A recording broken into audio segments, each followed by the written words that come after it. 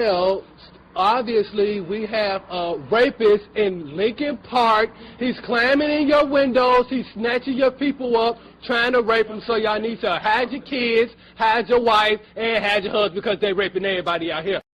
Bruh.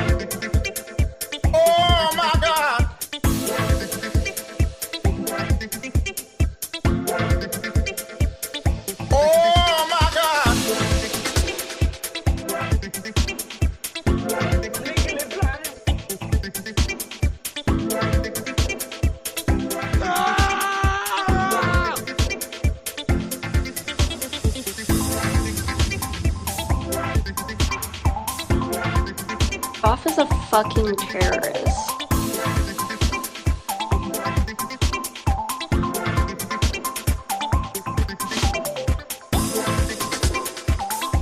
Bruh.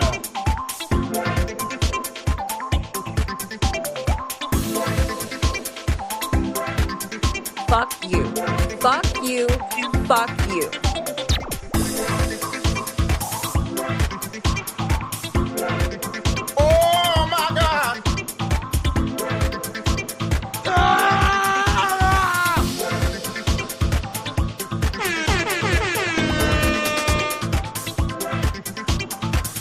Prof is a fucking terrorist.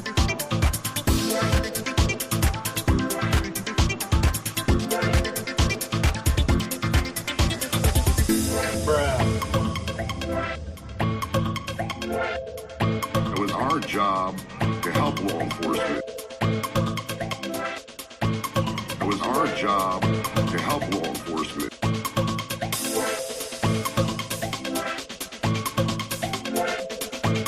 It was our job to help law enforcement.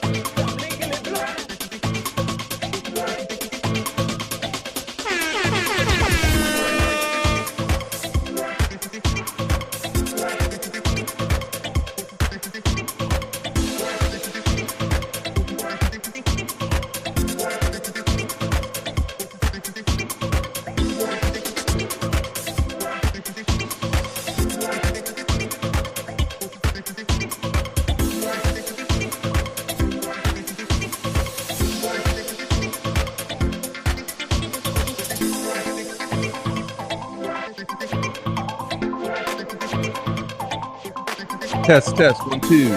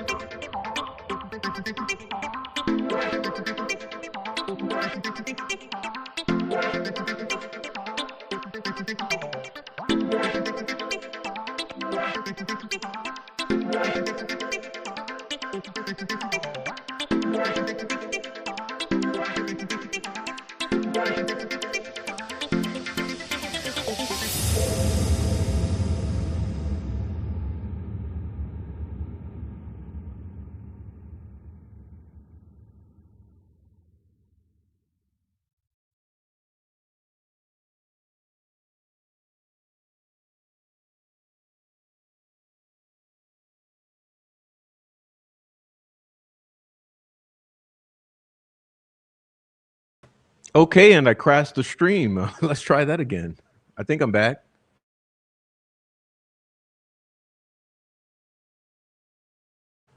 All right, good to see everybody. Hey, happy Friday. Damn, I'm running late and just got my hands full, but I'm glad to see everybody. I want to say hello to everybody in here. I want to get myself together. All right. Get yourself together. Pull it together. So we'll do that. Everyone, please hit the thumbs up. I appreciate that. Hit that thumbs up. Let the algorithm know that it should probably keep showing it in people's feeds. It's going to be pretty informal and brief hang tonight. I just want to come in, say hello to everybody, kind of spend a little time together and then disperse, and you guys can go on to Diana's or whatever you're going to do. But yeah, so let me say hello to everybody. I'm glad to see you all. It's our Friday night party. And hey, boom. All right, so let's go on back and see who's here. We got Walking on Sunshine, Hebby. Yeah, Hebby. All right, we got Lisa, Sweet Dude Shibby, Who's Your Daddy, Support with Stefa, Mino Dino, for Pit Bulls Across America. We got Dieter's here. Hey, Dieter. Rotting Jewels. Hey, welcome on in. Thanks for coming in. All right, Rhonda Holton, Heavy Metal Rehab. Hey, what up? We got Carla Ann.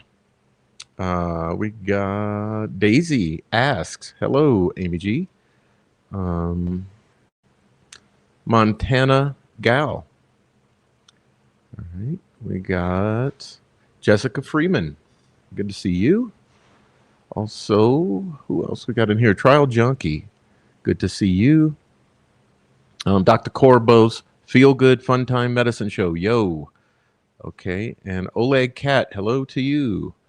And Jake Brooks. Yeah, it's Gretchen. Hey, Gretchen. Thanks for saying that, Carla Ann. Let's see. For those of you who missed it, we're going to look at a little of that tonight as well. We had Jake Brooks on last night over on Twitch, and I uploaded it in the video section. But Jake came in, had some good comments, and so I might as well share them with you tonight. And yeah, that's it. So I'm pretty excited because we finally hit our first benchmark over there at Twitch, and I'm pretty glad for that because I like it over there. And so we got that done, and we got let's see, I got communicated with Noe, communicated with Diana and a bunch of other people, and yeah, so it's our Friday night here, and today's October 10, 2025. And boy, did you guys see the crypto market kind of tank today? It was pretty interesting, but I used it as a buying opportunity, of course. But here we were sitting here, and all of a sudden the crypto market just got the knees knocked out from under it. And that was pretty much the excitement of the day on my end. And what else? I wanted to mention the explosion. There's been an explosion, right, at an ammunition factory. I don't want to get the state wrong. I want to say it was Tennessee, but I might be wrong. But it's absolutely startling because there's just nothing left. Okay, there's just nothing left at all. Absolutely nothing left. I've never seen anything like it. It's complete vaporization of the entire deal. And that's pretty disappointing to see. I mean, you're looking at least, I don't know, a dozen or 2 dozen people injured or killed or pretty much killed. Okay, let's be real here. You got about a couple dozen people absolutely vaporized from the planet. So everyone say some prayers for them and their families and all of that. And let's hope that each day that passes, better things keep happening. And maybe these markets will go on an absolute tear. You know, I'm looking, for those of you who don't know, already the silver and gold markets, the precious metal markets, but particularly silver and gold, have just been on an absolute tear, silver especially. Okay, so the silver has been just going through the roof. And I actually remember, I want to say it was approximately COVID time. I remember the day that Silver, I think, hit about $16, and I purchased some then, and I thought, oh my God, it's what's going on here. And I wish I would have just purchased 5,000 ounces, because now we're at $50 an ounce for the silver. It's pretty amazing. Gold, 4,000 an ounce, and I anticipate it's going to blast beyond that, way beyond that. 5,000, 55, maybe even 8, 10, who knows. And good old, I remember Bitcoin at the same time during COVID, there being a time period where it went down about 5,000, 5,500, somewhere in there. And now you're looking at 125,000 or so. So just think about it. Because if you would have bought one Bitcoin for $5,000 during COVID, you'd have $125,000, in your one Bitcoin. So it's pretty incredible. I anticipate that both the crypto markets and the precious metal markets will keep escalating as the dollar falls, especially in terms of the crypto that have utility. So all of the banking system crypto, I'm pretty interested in, just due to the people who are setting down the groundwork for the banking system. That the system always wins in that way. So whatever the system is laying down, that's what's going to do well in terms of crypto. So I'm pretty interested in that. Anyway, that's the news that I kind of latched onto today. And then there's other things. And so there's two things I want to do tonight. And I'll take it one. Well, I guess that would be three things, because there's something I want to do, and there's something else I want to do, and then I'm gonna throw something in the middle. So I guess we'll say we'll cover three things tonight. And in the meantime, hey, everybody have at it in the chat. Okay, this is your live chat. Please invite others. I don't know why no one's here. Maybe the notifications didn't go out, but normally we have another 100 or 150, 200 people in here. So I don't know where everybody's at. It's late on a Friday. I didn't give a good notice. So anyway. With that being said, I want to kind of go into some of the stuff.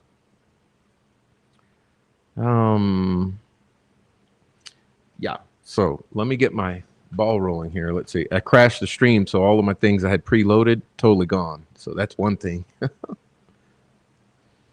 But let's see. First thing we're going to do, I'm going to bring up this here. Okay, because I want to talk about this tonight. Just a moment.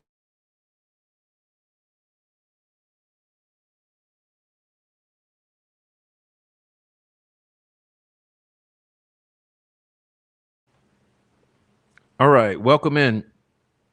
Oh, hey, Christina, welcome in. Thanks for coming in, Christina. Thanks for coming in, Mark Ellis. Good to see you, Mark. Thanks for coming in, Trial Junkie. Good to see you, Trial Junkie. Thanks for coming in, support with Steph.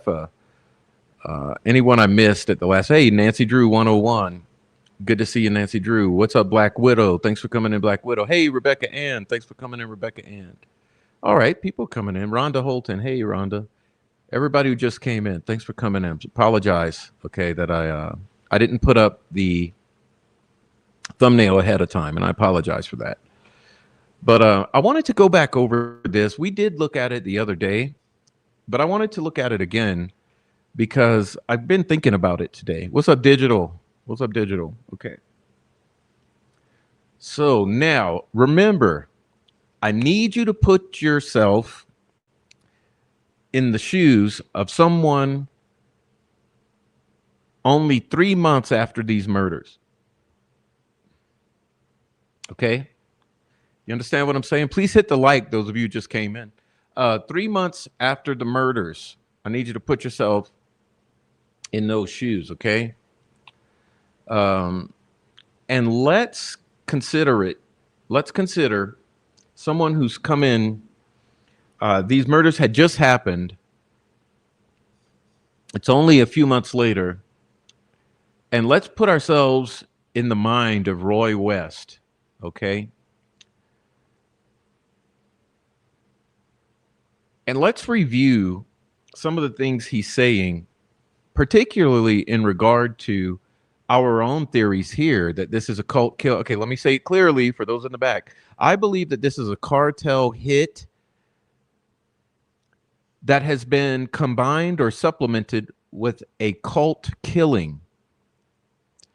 And it's my opinion that this is a natural flow, okay? Because if you have studied the many cases that the FBI have tracked down on the border, wherein cartels have done hits in border towns and combined them with some type of cult practices, because they have taken up this belief system that as they perform a hit and then they make an alter, that it has protected them. And so when they move on to the next hit, they repeat that superstition and again and again and again. So it's been identified that there have been a series of cartel-related hits or murders in which altars and ritual ideation are also expressed at the crime scene. And it's my opinion that we are looking at something of the sort in Delphi. Okay, so with that being said, with that in mind, let's bring ourselves back to May of 2017, exactly 3 months after the murders, and put ourselves in the mind of an investigator and sort of think about how far ahead of time or ahead of the times he was. Okay, because we've just come to these conclusions in the past couple years as more information has become available. But think that this guy was sniffing this out 3 months after Abby and Libby were found on the banks of Deer Creek. He says, as per request, I have prepared a list of suggestions and tasks. Okay, and here we go. Let's dive in. Having listened to the Delphi investigators at the meeting on May 12th, it sounds as if through their investigation thus far, there is no reason to believe these girls were targeted in any fashion other than this being a crime of opportunity committed by a complete stranger whose motive remains unknown. Well, that's the one sentence in this whole thing that I vehemently disagree with, okay? But with that being said, we can go forward, okay? He says, therefore, I would make the following suggestions in regards to investigating this case. Determine if during the week prior to February 13, the girl spoke with any students at school about going to the Monon High Bridge on Monday, February 13. If yes, did any adults overhear the conversation? Review the statements of any school friends. Was there any conversation about the girls talking about going to the Monon High Bridge on Monday, February 13? That may have occurred away from school property. If yes, did any adults overhear the conversation? Review the statements of all the friends the girls stayed overnight with after school on February 10. Same information above. And that's important. That's the sleepover. And remember, there were multiple sleepovers. So this is going to our list of bullet points that we need to be considering. With these multiple sleepovers with these victims in the weeks prior to February 13, in the first 2 weeks of February 2013, when these girls were over at sleepovers, did they share with any of those victims, any of the friends, any plans to meet with anyone in the upcoming weeks? And remember this, we know beyond a doubt that at one of these sleepovers, Libby and therefore Abby were introduced to the Anthony Schatz account. Do you guys remember that? Can you verify my claim that it was at a sleepover in the first 2 weeks of February at which these girls were introduced to the Anthony Shots account, which would ultimately seal their fate. All right. So the question being, what else did the friends of the victims hear or become aware of in those first 2 weeks of February that might be pertinent to this investigation, and were they even talked to? Okay. Review the statements of all family members who were present when any conversations took place about them wanting to go to the High Bridge, especially regarding the drop-off and pickup times mentioned. In other words, family and friends, we need to know about any plans, any rendezvous plans, anything to do with meeting anybody, attending a party, attending an initiation, attending a celebration, going to sleep over at some other friend's house we've never heard of, any kind of secrets with the friends and family in the first 2 weeks of February. And this is another bullet point, but we've talked last time that this did happen. They obtained funeral register books for each victim, the copies. They checked for names of who lived in the vicinity of the High Bridge, including online posts for each funeral book as well. I would look for both male and female names. In the event someone came to the funeral home more out of remorse about what happened, probably possessing knowledge of the crime rather than showing respect.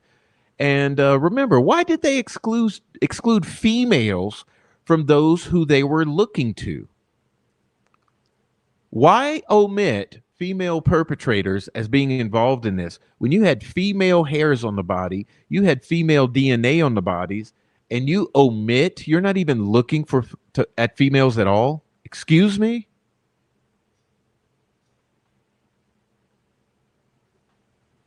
Identity of the suspect.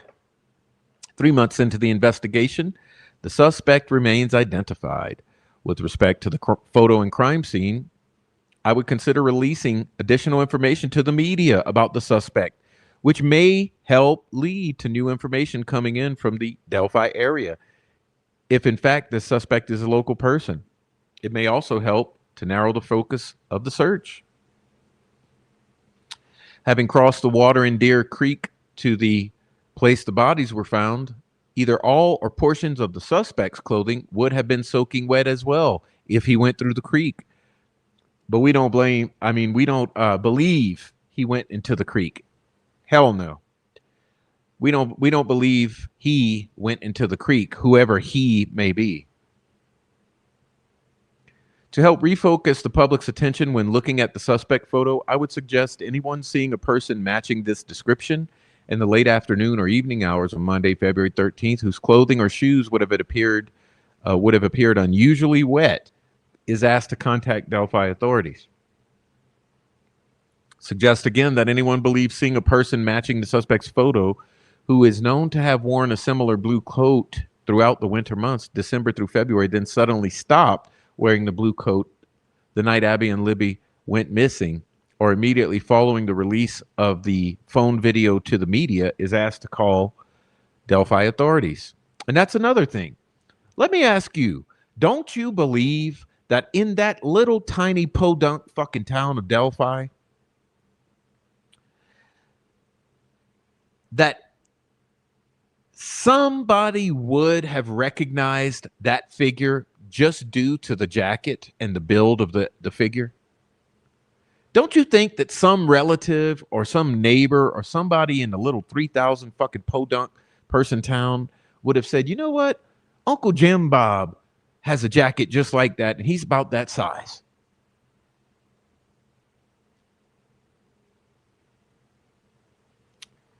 In addition, I would consider mentioning to the local media without jeopardizing your investigation in the ongoing effort to help identify this suspect.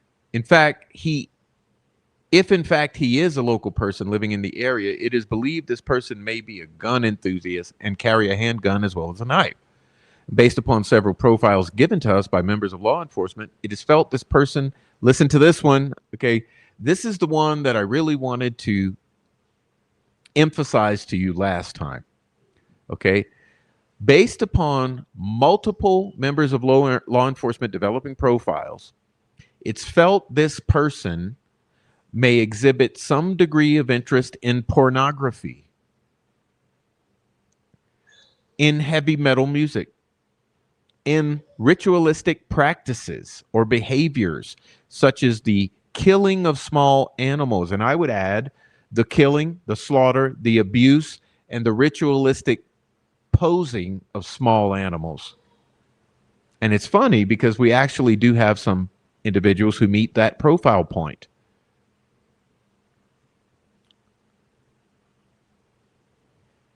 Now let's skip ahead a bit. We're going to skip ahead a bit.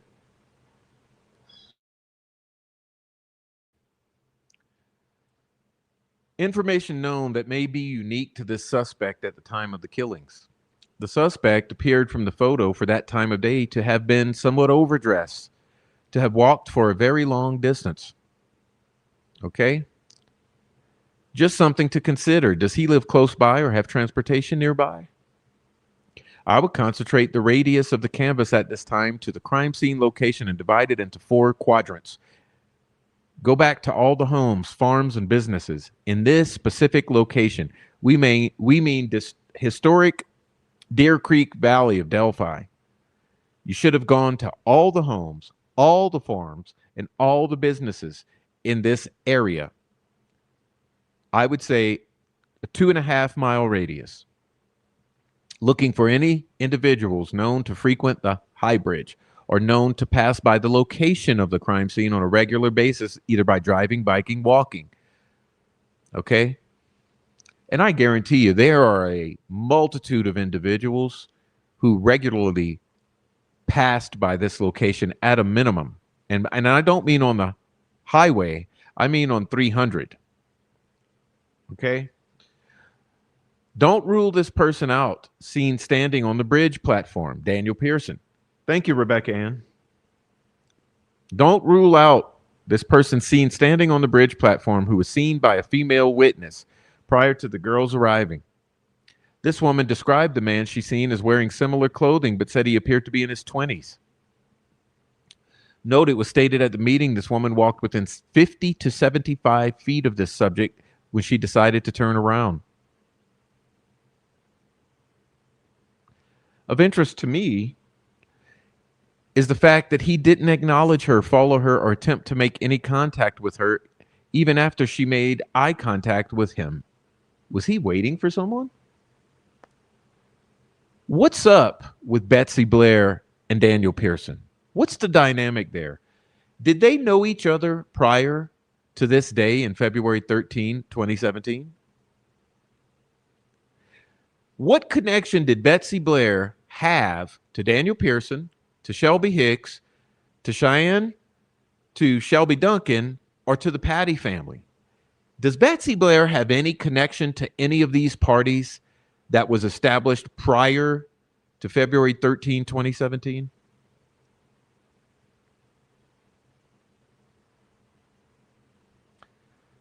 The suspect was wearing clothing shown in the photo known to be common to the area and general in a purpose and appearance. Police have a recording of this suspect's voice saying, "Hey girls," and "down the hill." I would strongly suggest to have all the investigators conducting the recanvass to familiarize themselves with the sound of this man's voice, to compare it with the males they might encounter at homes, farms, and businesses in the area.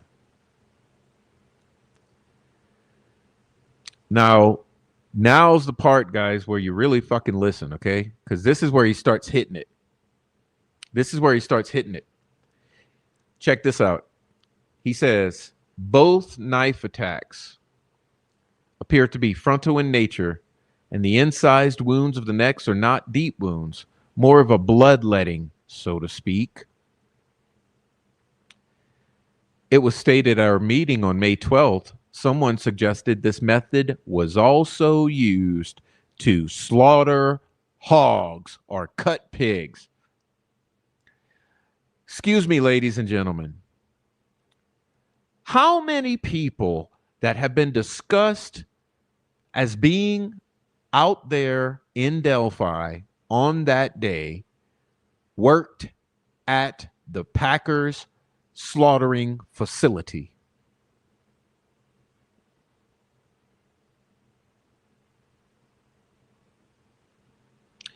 It was stated at our meeting on May 12th, someone suggested this method was used to cut pigs. Remember this, damn near every POI in the first years worked at Packers.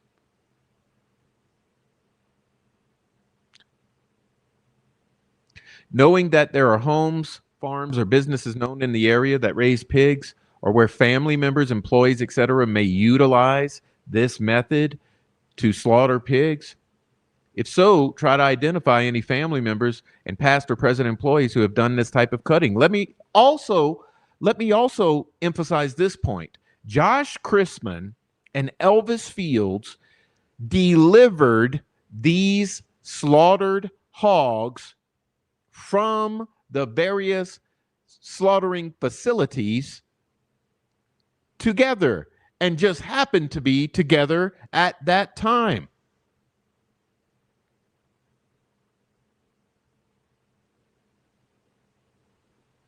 Bloodletting, ladies and gentlemen. Abby sustained one incised knife wound to the neck. Are there no other injuries to her body? Libby sustained 3 to 5 incised knife wounds on the neck. Investigators believe she may have put up a struggle, or there are no self-defense wounds. There was a significant amount of blood observed on both of her hands, which is natural if she was reaching for the wound, but she was left unclothed. Significant is that there were no other injuries to her body, which would preclude the fact that this was a lone wolf killing, because any lone wolf killing, the girl is going to defend herself. How do you repeatedly strike her with the knife and her not try to defend herself, not even once?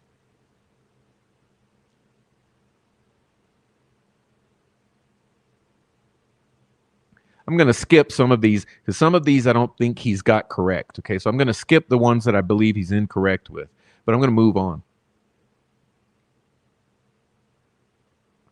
Sticks and log were found positioned on the bodies that appeared to have some similarity to demonic symbols.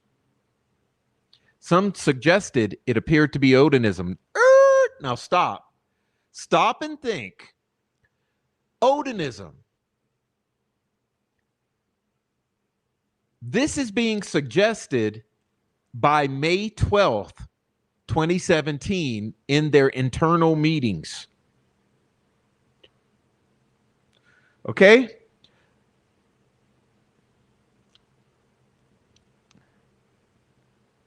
Others are suggesting they have some similarity to quote-unquote demonic symbols.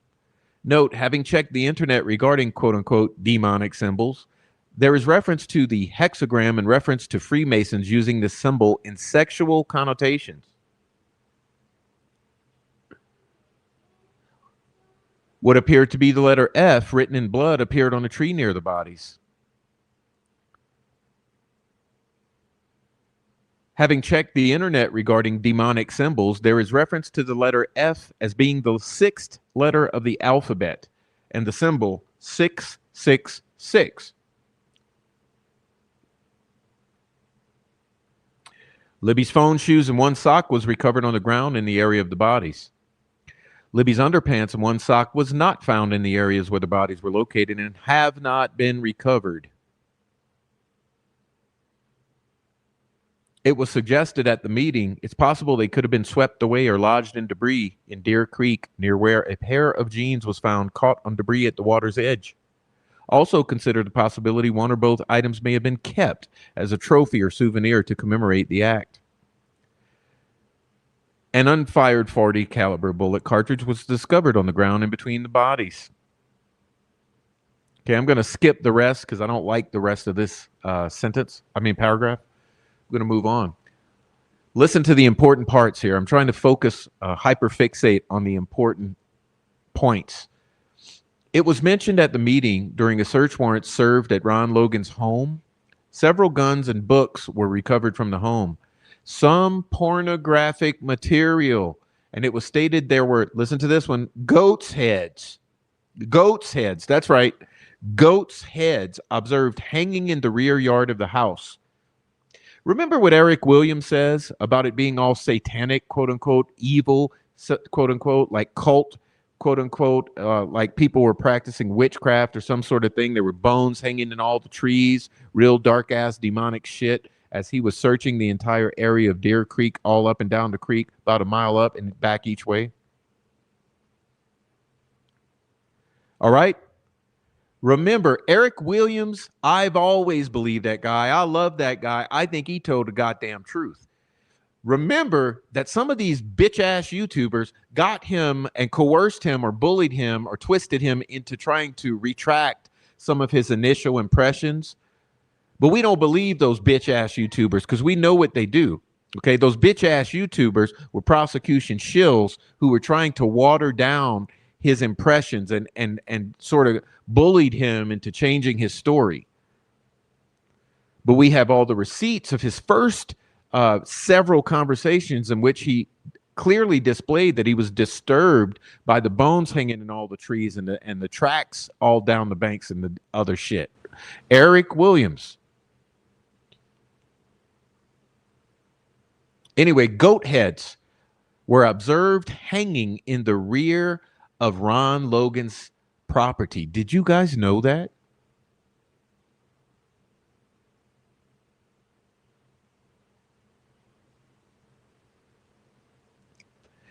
It was also discussed at the meeting that Ron Logan does act strange and that he's been known to bring young females, I would add, who are known to use methamphetamine back to his home for sex. Methamphetamine, sex, Ron Logan.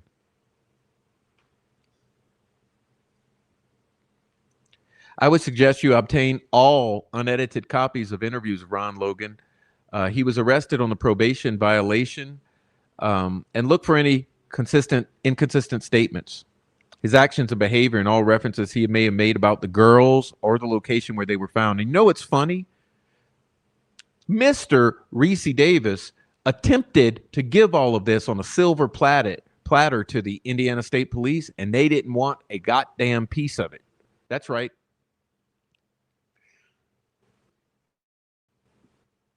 They didn't want to hear about Ron Logan.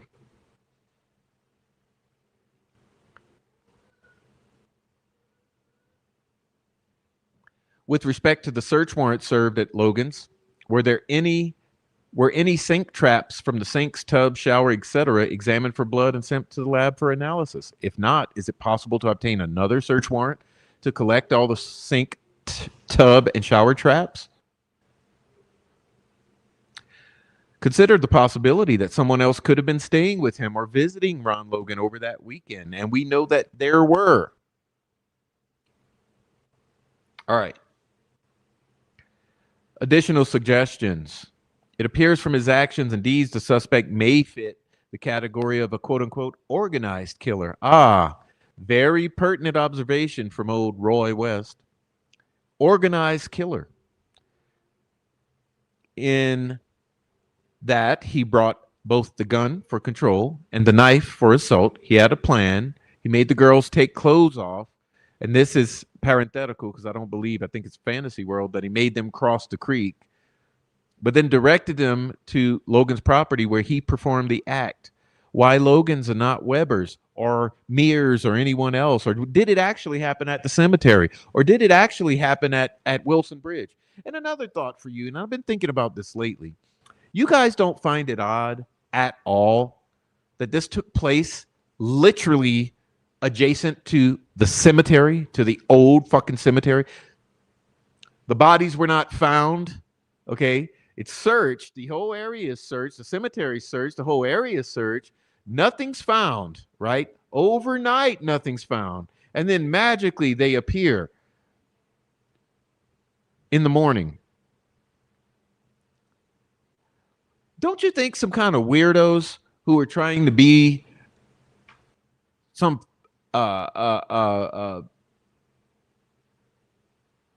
LARPing occultist would go to a cemetery to try to do something with some young girls in which they're going to end up killing these young girls?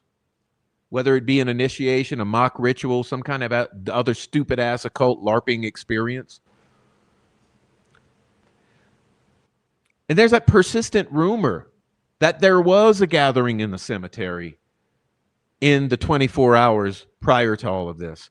Do we all forget about that? Do we all forget about the Kokomo crew and Megan Allen's whole deal that she stabbed somebody in the neck as part of an initiation ritual into a gang?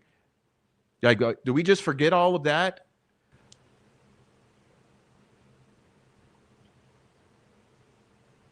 Is the cemetery the reason that those bodies were placed where they were?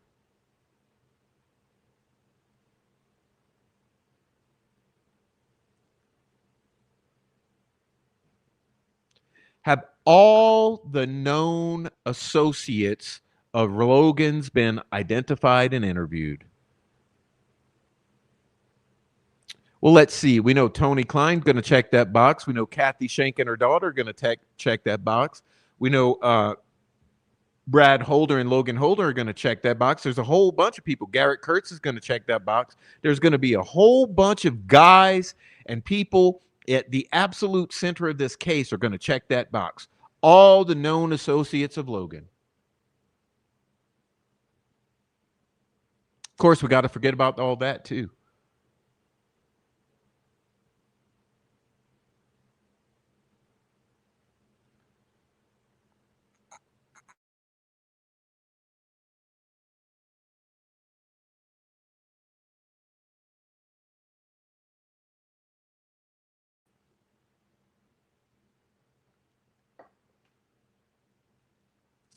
Thank you for the super chats, who's ever coming in.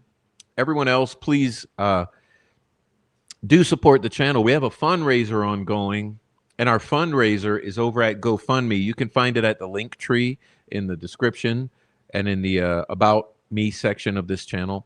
Anyway, please support the channel. I do appreciate it. Support it by joining the chat, leaving a comment, sending a Cash App, a Buy Me a Coffee, or contributing to our fundraiser over at GoFundMe. Also be aware, I have a Twitch channel, The Prof Allegedly, at which I perform hangouts on Thursday nights. Let's move on. Has Logan admitted, now put your thinking caps on and consider this one. Has Logan admitted to being a member of a group or having associated with a group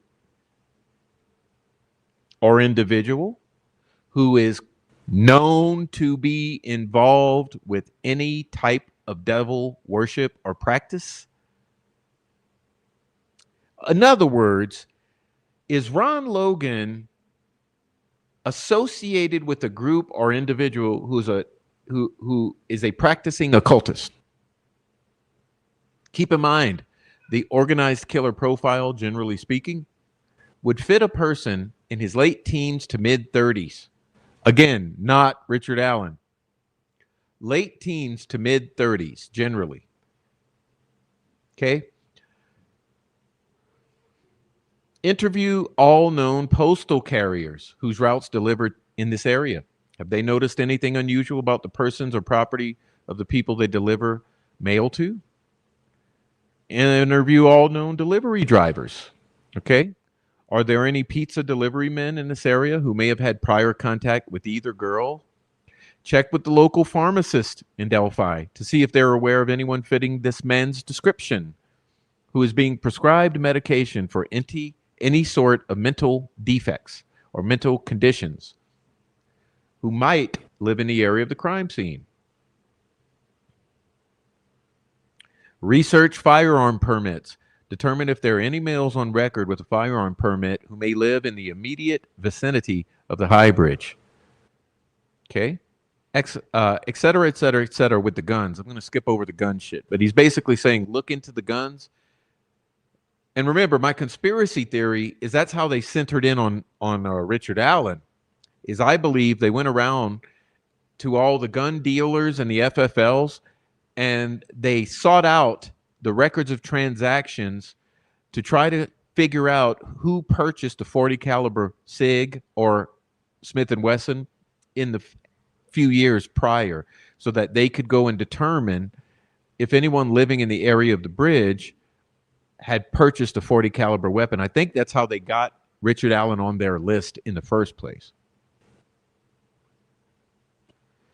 Okay. And it also says, go to the public library, see if you find anyone checking out books, reading about demonic practices, rituals, beliefs, symbology, etc. Tattoo shops and parlors. Ask if the artists, if they know of anyone living in the area that may have asked about demonic or satanic tattoos. Check all reports of animal abuse in the vicinity of the crime scene. Determine if there was more to report than just neglect, like torture or mutilation. And see, that's the funny thing, because we know that Patrick Westphal and that crew, they were into doing that.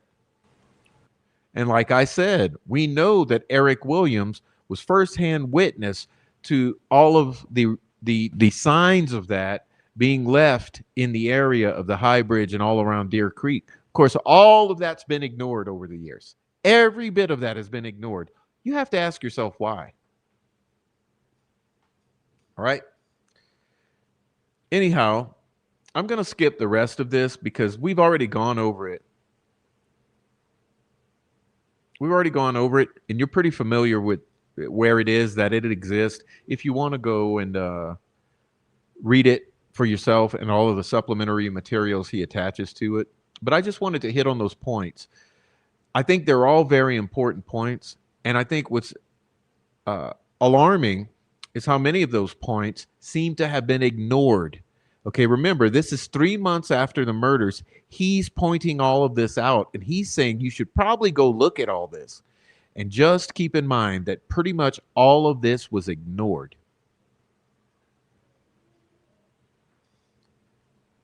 All right. Can't fucking make this shit up.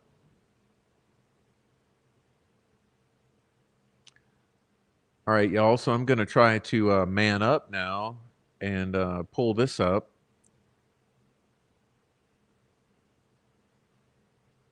Okay, I'm ready to go. So, guys, looks like we got we have a guest. We have a guest who's come on into the backstage area, and I've been waiting to speak to our friend for quite a while since the last time he came on. And I think all you know will know as soon as I bring him up, you'll know who he is. And I think you'll all be glad to hear from him because every time he comes, we have a real nice conversation. And so, hey, please welcome on in my friend Jake Brooks here. Oh my God! Everyone be nice in the chat, say hello, and greet him as I bring him on in. Let me see if I can get him up here. Hello, hello. Am I coming through?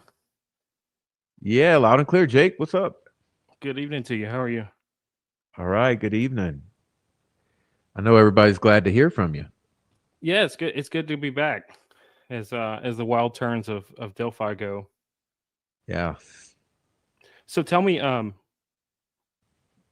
how much more evidence do you think? 'Cause I know the transcripts have come out, and those are a handful. Has there been, like, I guess, any of the evidence that kind of was that convicted Richard Allen? Has that been made public? Well,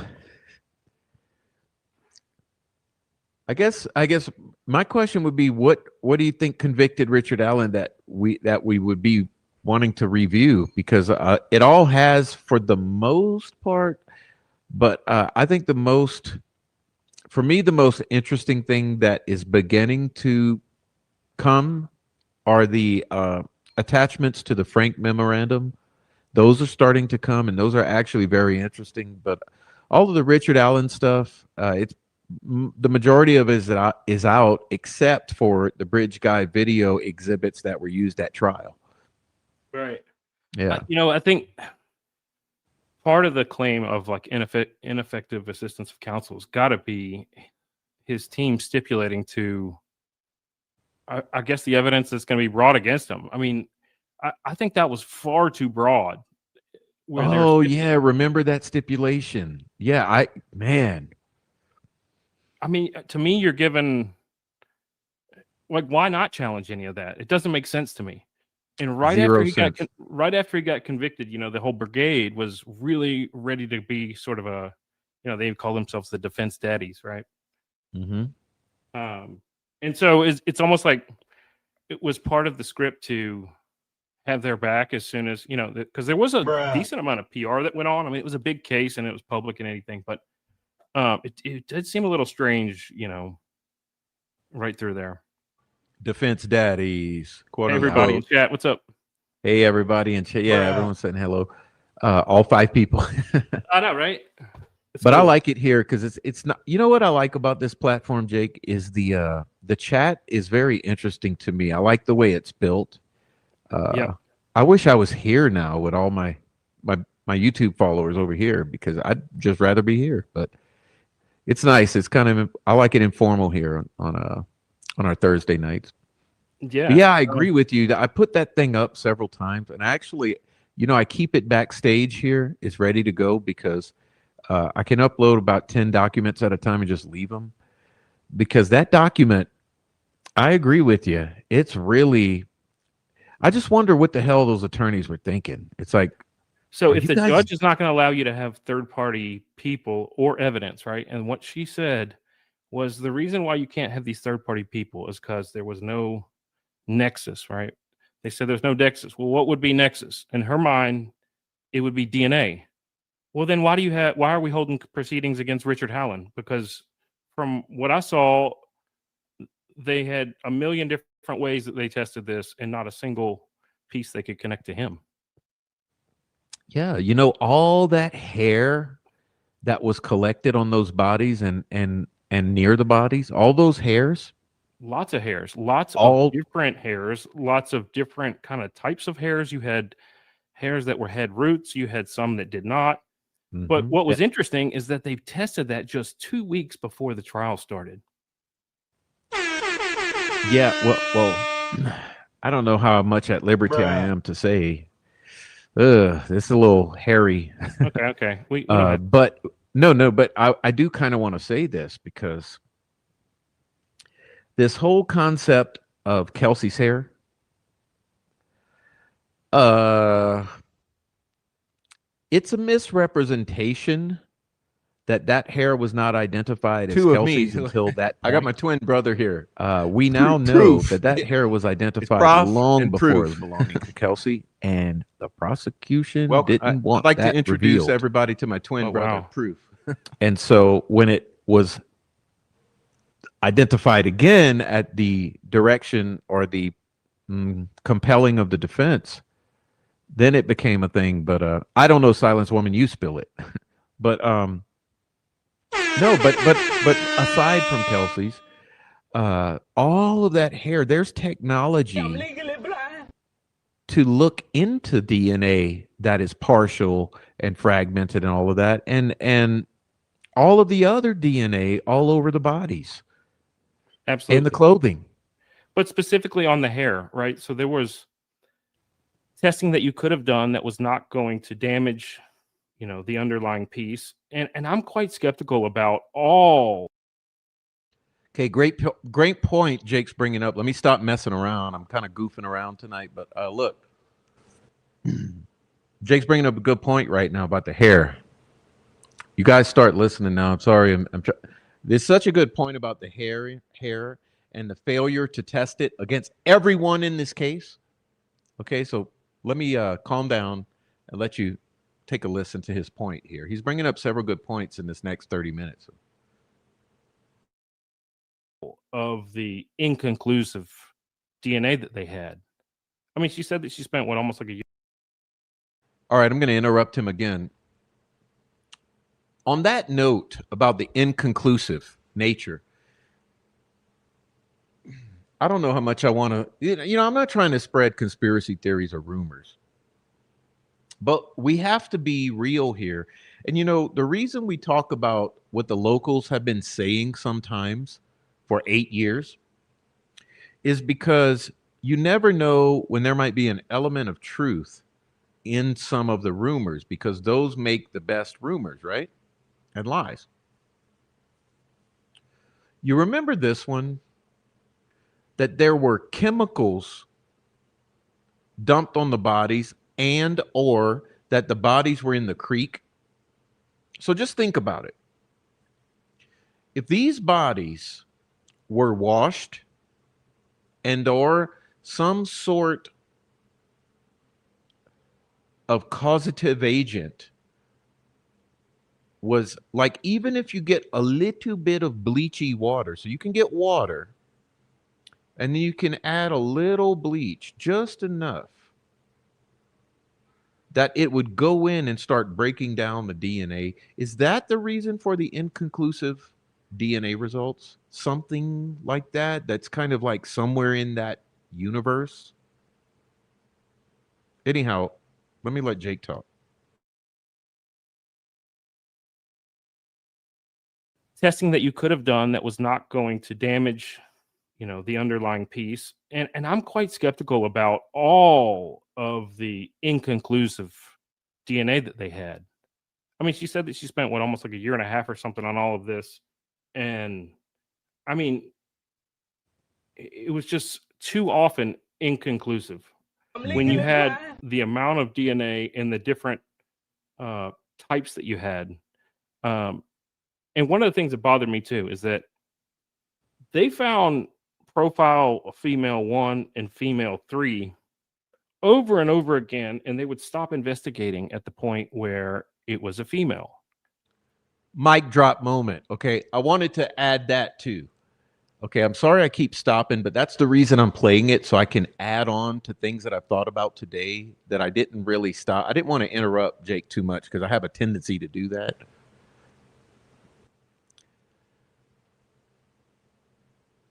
The concept of inconclusive DNA and the concept of hitting the brakes every time they touched a female profile. Oh, we had evidence or we had direction. Okay. And when they say that it's inconclusive, part of the reason why it was inconclusive, and they structured this in a way to sort of not reveal this, is that they gave them no samples, including Richard Allen's, to compare it against as far as the hair goes. So they wouldn't give, they didn't want any, they didn't want to give any samples. So of course you're not going to find any confirmations from the hair if you ever actually compare it against anything. Mm-hmm. True. So that was one thing. And then I guess one of the other things that bothered me about I guess it was, I don't know how to say her last name, but Bozanvinsky, the DNA. Yeah. Stacey, Mm-hmm. okay. I thought it was strange. I thought it was strange that there was an ISP employee that came back on one of the pieces. And remember, she spent a lot of time talking about how she had the lab secured. She spent a lot of time on no one else gets to touch any of this. She spent a lot of time really talking about there was no one else that made this, and okay. But the profile that would have come back from CODIS would be from the testimony is that it could be someone who's in CSI or United States Police. So it makes me think, okay, in this case, how many witnesses were there that fit that profile? Like who would actually possibly from their own self-reporting fit that? So the photographer would, okay. The There are people that were former ISP. Searchers and rescuers. Oh no, did I just lose my spot? Sorry, bot. Sorry, guys. Whoops, I lost my spot. Technique. If your DNA is there, I think we, okay. But the profile that would have come back from CODIS would be from the testimony is that it could be someone who's in CSI. Yep. For the United States Police. So it makes me think, okay, in this case, how many witnesses were there that fit that profile? Like who would actually possibly from their own self-reporting fit that? So the photographer would. Yep. Okay. There are people that were former ISP. Yep. That are no longer ISP. That were witnesses in this case. Okay.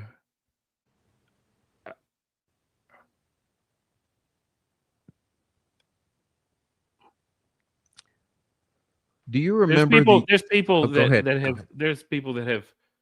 have made reports of weird stuff like glitter at the scene and taking photos from helicopters. Those people that are putting themselves at and around that area the time they were found, maybe firemen. If your DNA is there, I think we should be able to get your phone. If you're coming back on DNA that we're testing, we should start to look at your whereabouts. Absolutely. And I don't think that. Hold up. You hear the point he made? If there were people whose DNA profiles are found, we should probably be looking at all your digital forensics. What the fuck kind of investigation was this? I mean, dude, this is not incompetence, okay? No matter what they ever try to come back and say, if I'm long gone, this is not incompetent. You cannot be this incompetent. It's too much to ask, but what I see is controlled opposition, including Jerry Holman, who also fits that profile, ISP investigator, who said, and I listened to this back recently, said that he heard it on the radio on the way to work. Okay. So I had some notes about his interview and his whereabouts when he talked with Murder Sheet. And what's interesting is it cuts every time it talks about where he was and who he was with. Why does it cut like that? If me and you are talking right now, it's not cutting, is it? Oh, editing. Yeah. The old slick editing on the production side. But why does there need to be that much post-op? I mean, I'm in minute 2, minute 4, minute 8. Why does it got it? Why do you have to, when it's who you're with and your whereabouts and times? Why is that such a mystery, Mr. Jerry Holman, who's doing the read technique? At the time, he announces that he was the what was it? Jerry Doughboy Holman, director of investigations coordination, I think, but it's spelled out DIC. I was like, what a perfect name for Jerry Holman. Bruh. So I'm just getting warmed up. I'm glad to be here, Prof. And we're just hanging out with everybody. I'm reading the chat. Just getting warmed up. Hey, you remember that old rumor, Jake, about that? This was a persistent rumor before all the trial and all got underway, which was one of the quote unquote people who found the bodies or whatever, freaked out and touched the bodies. I'm legally blind. All of this had their DNA or whatever all over the bodies, touched the bodies before people came in. And do you guys remember that rumor? They tried to say it was Pat Brown, but look, don't believe it's got to be Pat Brown because that was the rumor.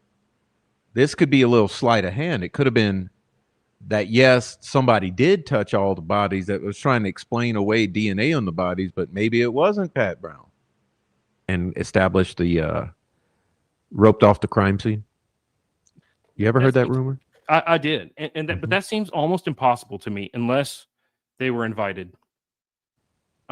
Because early that morning, they had the perimeter sort of. I mean, no one's going in and from outside there. It would have been already someone who has checked in perhaps and was roaming around, but the it was not it was someone local there that was not a sworn officer that found him, right? And then the first officer. Well, hey, hold on.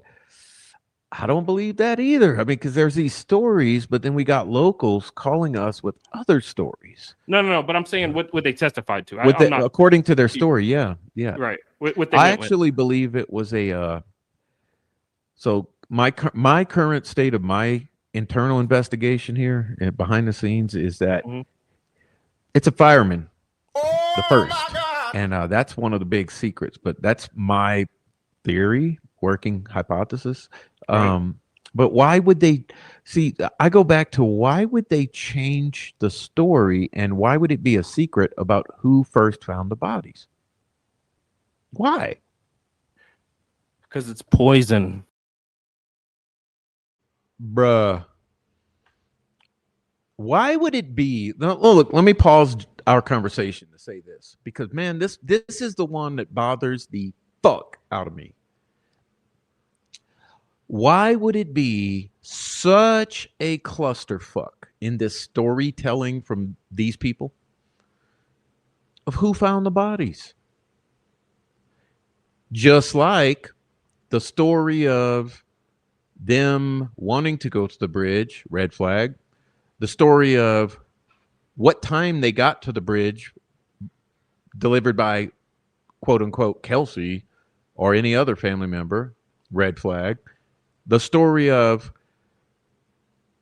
picking them up and Derek making a call and passing Wilson Bridge at 3:11 or 3:15 or whatever fucking time, red flag. The story of who found the bodies at what time, because remember, when Erskine came out, he had a complete contradiction of the situation and the time that these bodies were allegedly found. So what's up with all these stories of finding the bodies? Like, so many variations. You don't have this when people are telling the truth.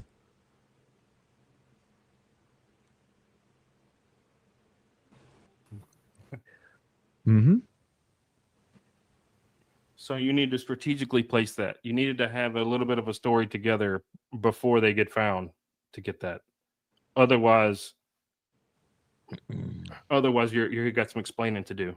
There's other anomalies too. Like, there are people who say that there are people describing the crime scene in a different way than we saw in the leaked crime scene photos and the crime scene photos that were described as being seen in court. So I'm wondering that with fact with that too, like, wait. Was a crime scene found? So again, going back to my hypothesis, is it okay? The crime scene is found earlier and in a different state, and then it's somehow slightly manipulated, and then it's the time is pushed back, and the story and the photography is different than that. And this is starting to be what's leaking out of the community, right? And yeah, I agree. This is the big questions. Like you said, fruit of the poisonous tree, so to speak, in a way. It certainly seems like at least somebody on that side had to have a heads up, or at least look the other way. I mean, I'm not so ready to cast the stone and say for sure, but one of the reasons why that might be is they weren't together. And so if you think about a lot of the things that they say is, oh, they were together the whole time. Why are you pushing? Jake Brooks is doing another mic drop. We got two bodies found in two entirely different conditions, killed in two entirely different manners, with the inability to establish time of death for each girl because that's being obscured too? Were those girls separated, killed separately by different people in different ways at different times? And that's the cause of all of this fuckery?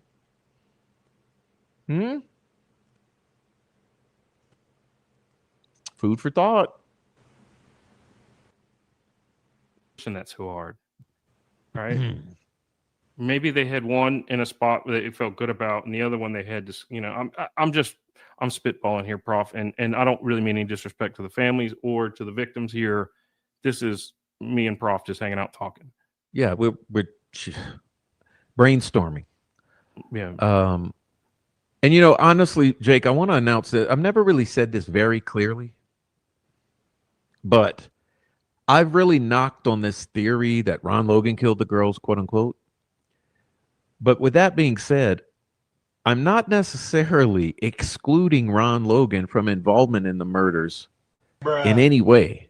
I'm just saying that there's no way I can believe that this is a lone wolf killing at all. So I believe if Ron Logan was somehow involved in the thing, that it still means there were others. He seemed nervous, right? He had the story ready to go. He had the weird alibi about the fish. He has the proximity. He definitely has the opportunity. But that does one of the things that's a mystery with him is, he had to at least let the goons on this property at some point. Mm-hmm. So, I mean, was he worried? Was that the extent of his worry? You hear things, and I'm not 100% true about this, but was there activity with him in the evening as well, right? When it corresponds with some of the phone moving.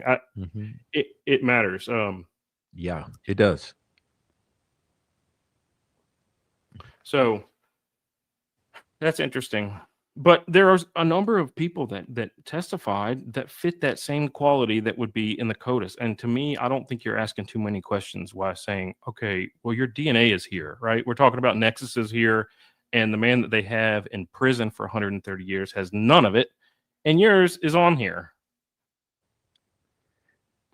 Yeah. So, I mean, Jake, I would say DNA and also digital forensics, geofencing, whatever you want to call it. Right. I think both of those things would be way more solid forensic evidence than just sheer speculation, which is what we ended up with. Bruh. Right. And if you think about, his defense strategy, right? You get charged with this heinous crime, and you have the judge coming after you saying no third party, which is basically the whole Frank's memo and all of their sketchy behaviors and weird coincidences and seemingly too good to be true things that are lining up that only people that were involved or at least had a close tie to it would know. And all right, another point here. Jake's about to mention a very pertinent piece of information or thought. What did I call it? Points. He's about to bring up a very good point. So let me see if I can let him move forward with the point. But all right, let me let it go. Okay. So you're not able to bring that up, and then your lawyers are allowing anything under the sun against you, including deep fakes or Photoshop, and we don't. And says, we'll take it from there. Some of the things that when I read that transcript, though, is I see these lawyers that are basically pillow fighting. I mean, I don't see real advocacy. And pillow fight, softball lawyering, agreeing to a joint stipulation to not question anything that's questionable, like all the digital shit, all the faked ass photos, the fake ass bridge guy video and all that shit. No, we're not going to question any of that. Just green light. And one of the things I worry about with Rick now is that he has also court appointed defense. And it's like, well, how far does he's trying to say, how far does the uniparty go? Gotcha, Jake. Does the charade go, right? Mm-hmm. Because you can't tell me that if they're qualified to take a case like this, that they don't have at least a couple of bolts and screws to them on the other side. You don't get handed this case without knowing what the playbook is. So I do worry about that for him. And I was telling my friend, I said, well, if we can just like throw people in prison and just drug them and torture them and until we get them to say whatever they want to say, why are we living like this? Why did they do this to this guy 5 years later? What is the point of all this? And it never makes sense to me. And it's a sad part, and it's a black eye for the men and women that are paid to protect us, that we pay to protect us, right? Are engaged in crap like this, that's using the badge. When Jerry Holman was at that first press conference, and there was a reporter that seemed to ask sort of a softball question, right? This is the one that Doug Carter's got the note card and he's covering up the bridge guy's face and pointing and doing all the theatrics and stuff.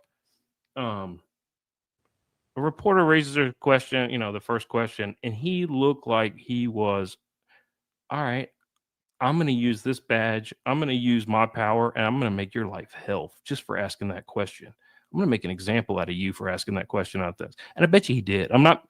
You're guilty of something, and I'm going to fucking prove it.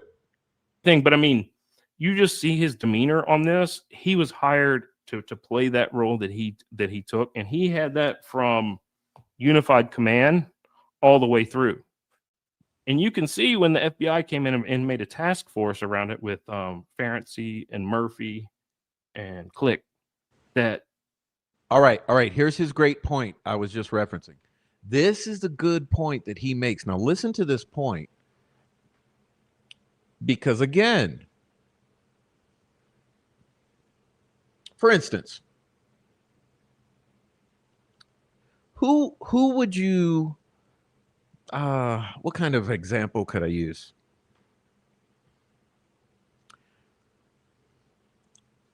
Let's say this. You just move into a new neighborhood, right?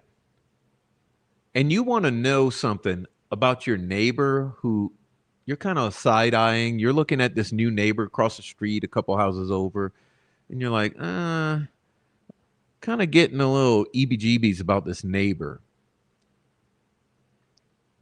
Who are you going to ask about this neighbor that you're kind of suspicious about? Are you going to ask all your other neighbors around that you do trust? Or are you going to ask someone in another state who just happens to be passing through town and you flag them down? You're like, hey, this guy across the street, what you know about him?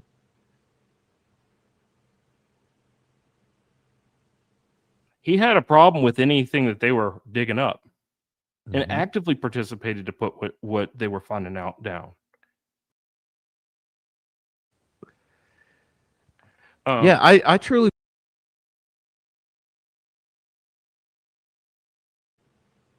All right, let me back it up a little. I goofed on his point. I clicked in the wrong spot. Let me see. He had a problem with anything that they were digging up.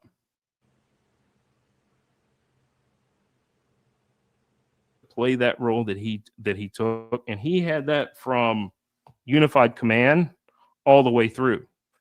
And you can see when the FBI came in and made a task force around it with Ferenczi and Murphy and Click that he had a problem with anything that they were digging up and actively participated to put what they were finding out down. And some of those people of the task force were investigating subjects that they had a real good history with. That's the point, okay? Jerry Holman made a huge point, and so did the other individuals from this Lafayette Post and in the unified command, quote unquote, unified cover-up.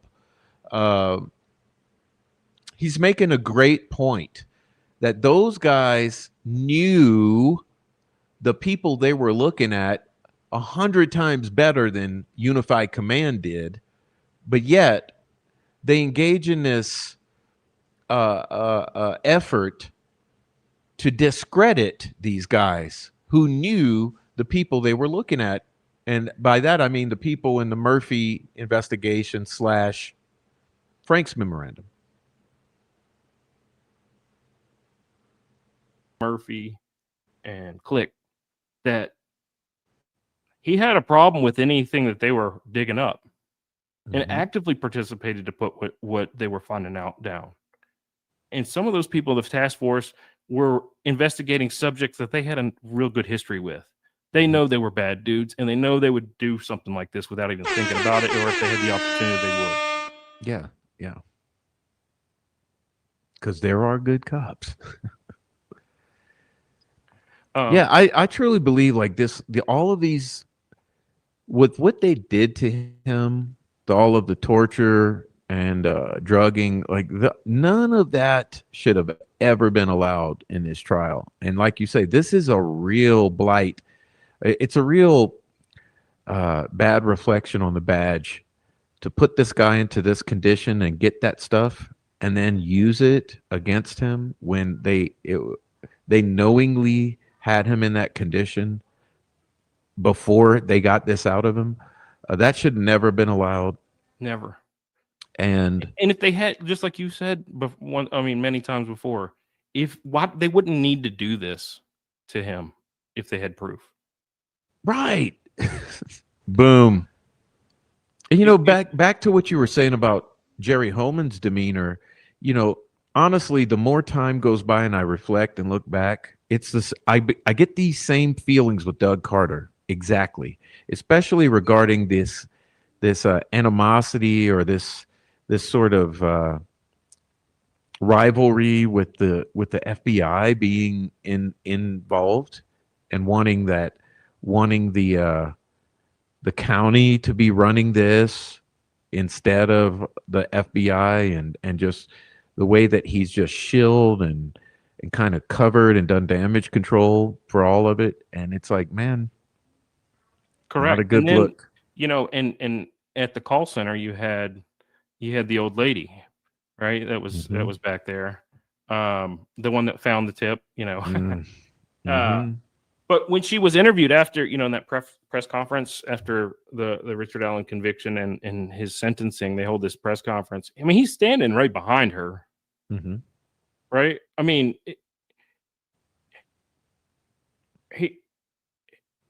something is not right with everything there, and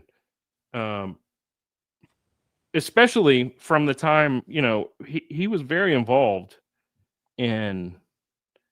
After the first 48 hours, they go back to his stomping ground in White County and bring him there for a week before they get. And so, how involved was this man in arranging the Westville trip?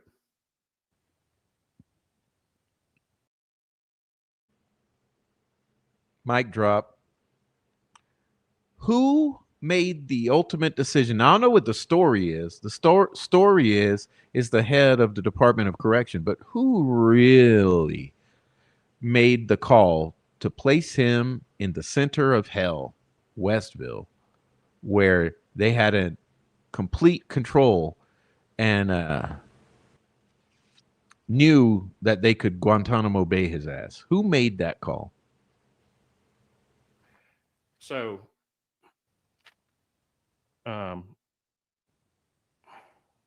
there are a number of shady individuals here. There's a bunch of weird stuff that occurs.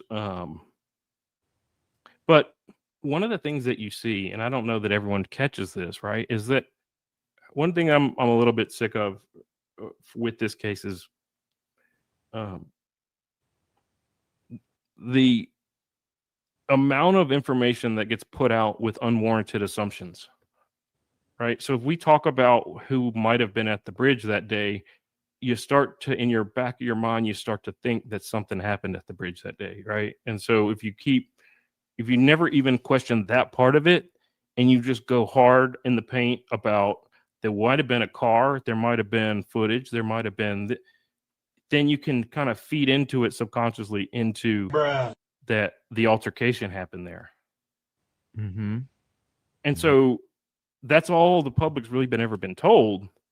But you wouldn't think at that point, because of the very first press conference that they had shortly after the crime, and I'm not talking about the one that Kim Riley was at, acting like a weirdo, and that Mullins looked like weird, and Lesenby sitting there weird. I'm not talking about that one. I'm talking about the one that was, Doug Carter with the high and tight and, you know, the distinguished look and all the theatrics. That's the one I'm talking about. And so, you know, you hear about how heinous of a crime is, you wouldn't even start to kind of think that part of it's not even true. But you zoom out a little bit and a lot of other things start to happen where it's possible. But you do know that the next day, you know, on the 14th at noon. So to me, you don't see YouTube creators talking about that time or shortly before and after then when they were found. You find basically what the family said happened and where the family said happened. Mm-hmm. And what the police have echoed.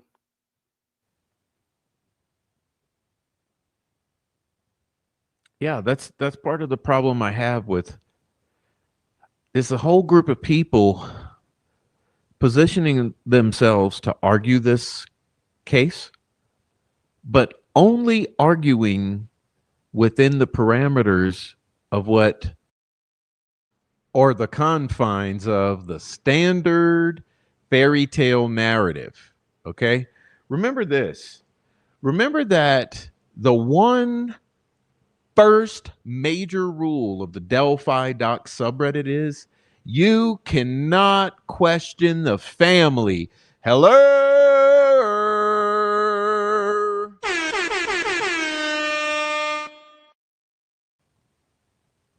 The state, the family, and this entire trial presents as the happenings. And, you know, for me, I look at it like this. This appears to be PR from the day one in regard to convincing the public that all of this transpired on the bridge as the centerpiece. And it's just kind of been a whole rabbit trail since then of everyone kind of locked into that as a frame of reference, you know, almost like I've often said, like this anonymous monster on the bridge. And I think it's a sort of tunnel vision. If that's all you're looking at, you know, the perspective is very limited because you're only hyperfixating on that figure on the bridge who's really indistinguishable. Correct. And then this bridge, and like you say, that there's not much that makes sense about all of this digital stuff, like the photography, the footage, and then all of the narratives around it and all the contradictions. Well, I mean, if David McCain was out there at the trails between 2 and 3, would Rick Allen not be on a lot of his films? If what Mullen said with the trail cams that were there, wouldn't Rick Allen not be walking through there? I mean, it doesn't make sense for what they're saying. I mean, and to have all of that evidence just magically gone, including the Hoosier Harvest Store video, the Marathon gas station video, like this is a lot of effort to make sure the signals are mixed that day. And we've further seen a lot of effort to make sure this conviction sticks. Hello. Yeah. And you know, there's another thing you just triggered in my memory that I want to bring up just as an aside, because there's something that I notice that everyone tends to forget, and maybe a lot of people haven't put this together yet. But this is confirmed by Tobe Lesenby and Hannah Shakespeare, okay? And that is this, that initially the whole thing was that this alleged bridge guy figure exited back through the main trail where they say he came in, exiting through towards the Freedom Bridge. And the witness for that was Daniel Pearson. Now, question I have is, why on earth would you suddenly produce Sarah Carbaugh with an entire different exit strategy in your hypothetical theory. So their working theory being that he left up that trail from Ron Logan's up back to the main trail out to Freedom Bridge, and it's Daniel Pearson who witnesses that individual leaving. And you change that story to no, he left through 300 and Sarah Carball is now the witness. And when that's a major change in the narrative of the working flow of this crime that people seem to forget, or maybe that never caught on. But when Hannah was building that documentary in her interview with Tobe, that's what was said, and it just never made it. It ended up on a cutting room floor. It's major. Yep. Major, and he must have reason to have that set of facts in his mind and it public for that period of time. But when they circled around Richard Allen, there was a lot of things that changed. That like the time he was there.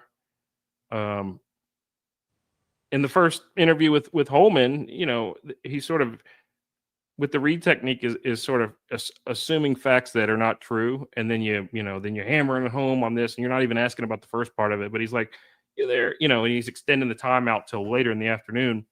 But the bottom line is, from where they found him, there wasn't searching going on there then. And these people are saying they searched all night until 2:30, and then it picked back up in the next morning. I don't see how you miss it, and so. That's the strange part, is that you have all of these guys that are trained to be out there. They know how to do it in the water. They know how to do it in the wilderness. They know how.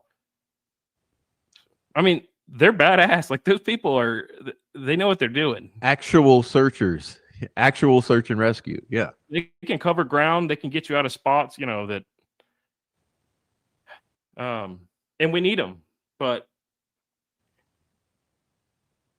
Something was going on inside the perimeter here, and this stinks to high heaven. And the fact that they turned this on Richard Allen is insult to injury, because the victims have not been afforded justice, and that's my opinion. So whoever can get mad about that, but in my mind, we've got an innocent man paying for these crimes, and a lot of questions and weird behavior on social media, and it's an all-out blitz. The stakes must be high, because this is quite coordinated. Mm-hmm. That's the only conclusion I can come to. What would be worth all this, Some of the stuff, though, of that phone that I was thinking about, I just kind of bounces off my head, and I have this device that's like this. You have a SIM card that will cut off. I mean, that pretty much deadens the phone. I don't know if you remember that little tray, but you could take a paper clip and push that off. Yeah. Mm-hmm. And so the phone is still on, right? I need to kind of look at that, but with it saying, at 5:30 it comes off, but there's activity at 10:30, and then early in the morning again. Mm-hmm. I don't know how. Right. I don't understand how that is not getting Richard Allen out of jail, like, right now. Like, does that not exonerate him? Well, see, that's what I didn't understand from trial. It was like. That's strange, isn't it? Yeah. Because so you mean a quick Google search of rumors is going to be allowed in as a valid expert argument against the fact that the forensics are saying that there's a headphone jack that's activated and then deactivated, and at the same time, I've said this a lot of times, that when that headphone jack is activated at the 5:45 or whatever it is time period PM, it's only minutes later that the third phone leaves the geofencing. And I'm thinking, well, you know, in space and time, that is a nexus. There's is something going on. correct. Right. I mean, those data points right then and there are crucial, and the proximity of those devices to others is crucial as well. But you know, one of the other things, and I don't know how we're going to be how anybody's ever going to be able to dispute this, but I'm reading back through some of this transcript, and after they get done with a witness, the jury gets an opportunity to ask questions, and they're asking questions as if they're absolute experts in the fields of firearm, in the fields of DNA, in the fields of, I mean, they had questions in DNA about reagents, chimeras, how does toxic drugs affect the DNA? I mean, they're talking about access to the lab. Perhaps some of these are innocent, but what does this have to do with anything if they're not fed to them? Like, where do these questions come from? And if you're so sophisticated, then you must then accept the conclusion that there was no DNA from this defendant. So if all of that defendant and all that testimony, is that not reasonable doubt? Well, that's what I was going to say is with those types of questions, and you would assume some level of intelligence. Well, how do you not have the intelligence to understand the bar for reasonable doubt that you have to pass? Yeah. And I think that's an excellent point you made because that's how I was bamboozled during trial, because as that was happening, those questions were coming. I was dumbfounded. I'm sitting back like, wow, we have a great jury. Like, they are really thinking. And based upon the verdict that came back, and then, you know, allegedly the two alleged jurors that have come forward, that neither of them seem very intelligent at all.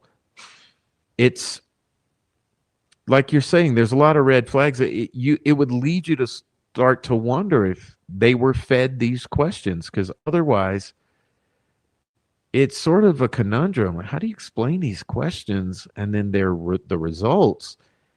And then the aftermath, we get these two jurors come out that seem like high school girls, you know? Right. I mean, but having that many clothes, I think there were 11 cuttings from one of the garments, 11 cuttings with more than three different people, not Richard Allen, on it. Okay. Presumptive seminal fluid. You've got your ISP over here getting CODIS hits on it. I don't know if that's a lab leak or contamination, but it's sloppy or culpable, we should say. Right. They had tested the pink top, the gray bra, the black bra, the jeans. I mean, the shoes. Nothing from, and these are right next to where the wounds are, and he doesn't have any of his DNA there. A really messy crime scene. One of the ones that they did not test that I want to make a note of from the transcripts is a handkerchief that was there. Not tested. Vinlander green handkerchief. Vinlander green handkerchief. A belt that they asked to preserve after the trial. A broken belt. A belt that had been broken in a struggle that belonged to one of the victims. Hello. There's a motion that says, hey, can you please make sure that you preserve that belt? We might need it later. These are huge items in the fact that if they were where they say they were, how could you not be testing that against the defendant? And if you did, what are those results? Because I think if they could match it to Richard Allen, we would have heard that right in the trial.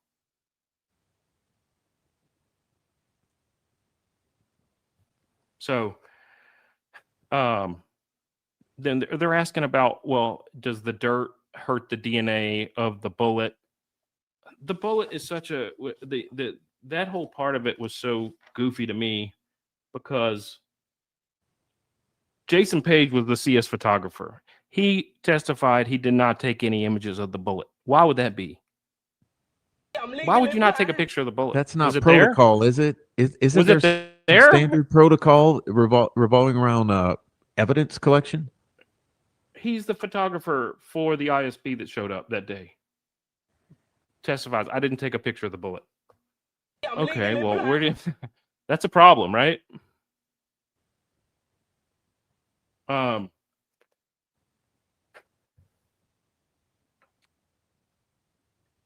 The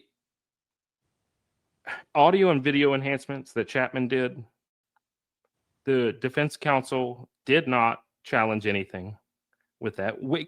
If you could, like, just imagine you're got the whole weight of the state against you and you're about to get convicted on deep fakes and photoshopped evidence, likely. I mean, at least was cut.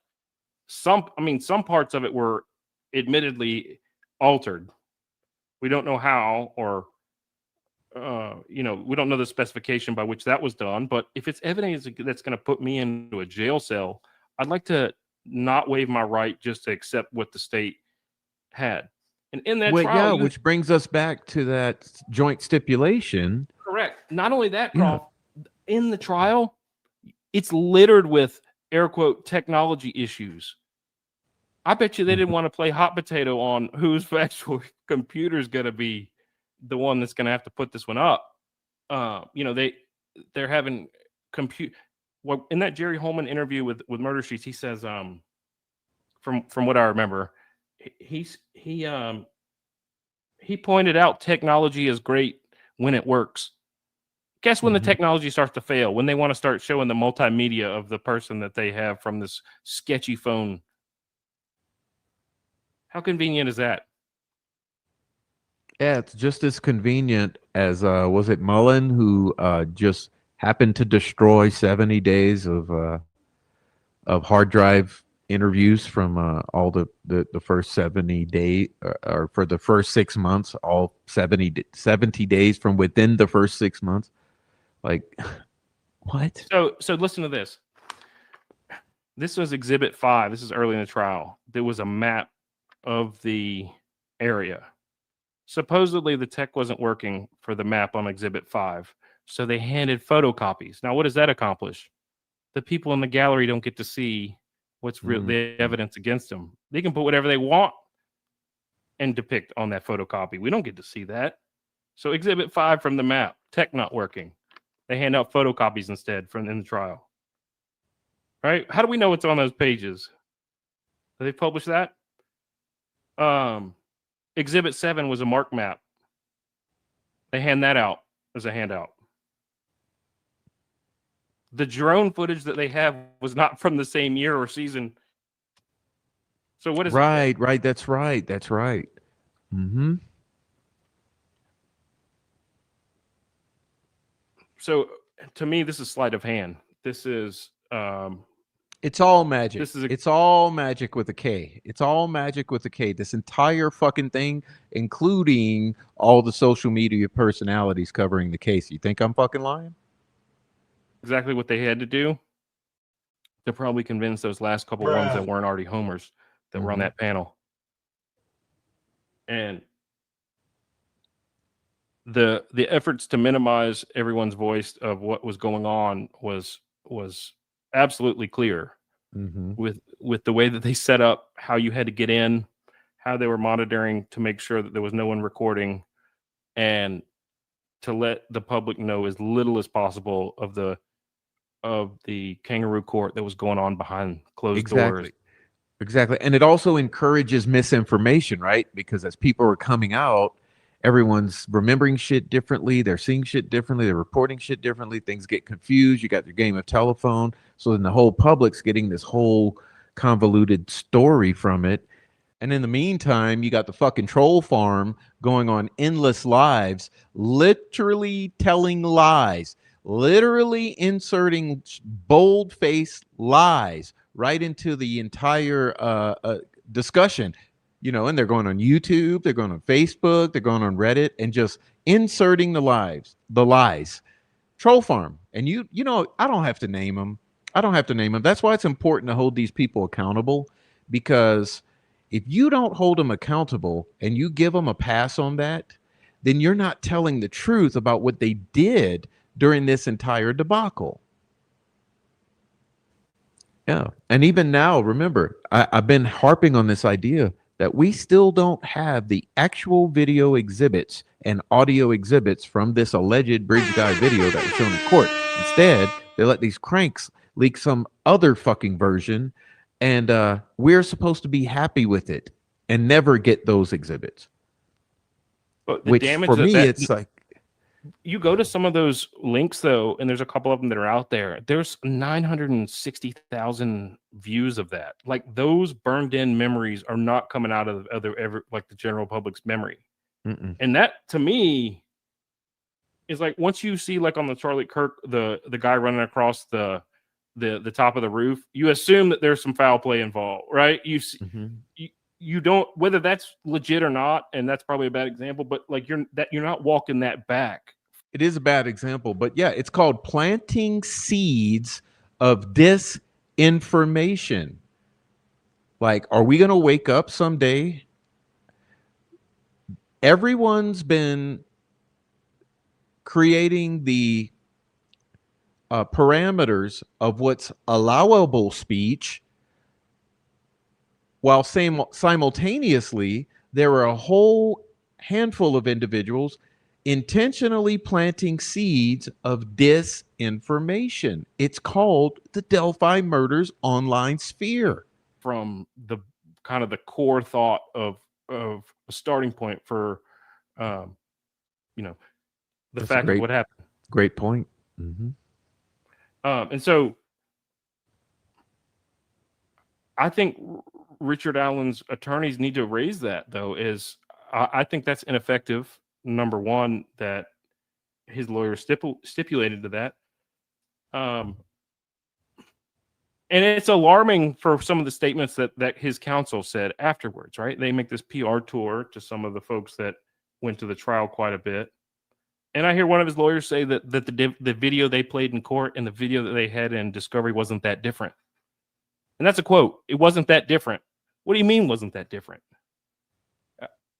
If my life's on the line, or if a loved one of mine is on the line, how is it different? How is it showing my client favorably or unfavorably? It wasn't that different, meaning it wasn't the same thing. And so some of the actions that his defense attorneys and strategy, I don't think it was effective. And they were paid a lot of money. I know that's not the easiest job in the world, but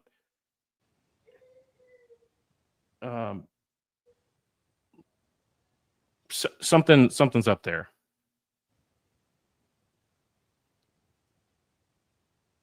Hello. I hope that he gets a new trial, and Prof, like you, I do hope that the folks in Frank's memo and that the new regime that has taken over wants to take a look at this, because it is probably the biggest miscarriage of justice that I think I've ever seen in my lifetime. Kash Patel, not Dan only Bundy, not Dan finding Bongino, the victims of the Dan two girls, Scavino, but also what they Do did work. to Richard Allen afterwards. Look at 5 years Delphi. later. It's important. It's very fucking important. Open your eyes. I mean, Yeah. they Guantanamo Bay'd his ass. I mean, and anyone who says not, you don't know. Like, you need to Filthy. go reflect. Yeah, this is not the way it's supposed to be.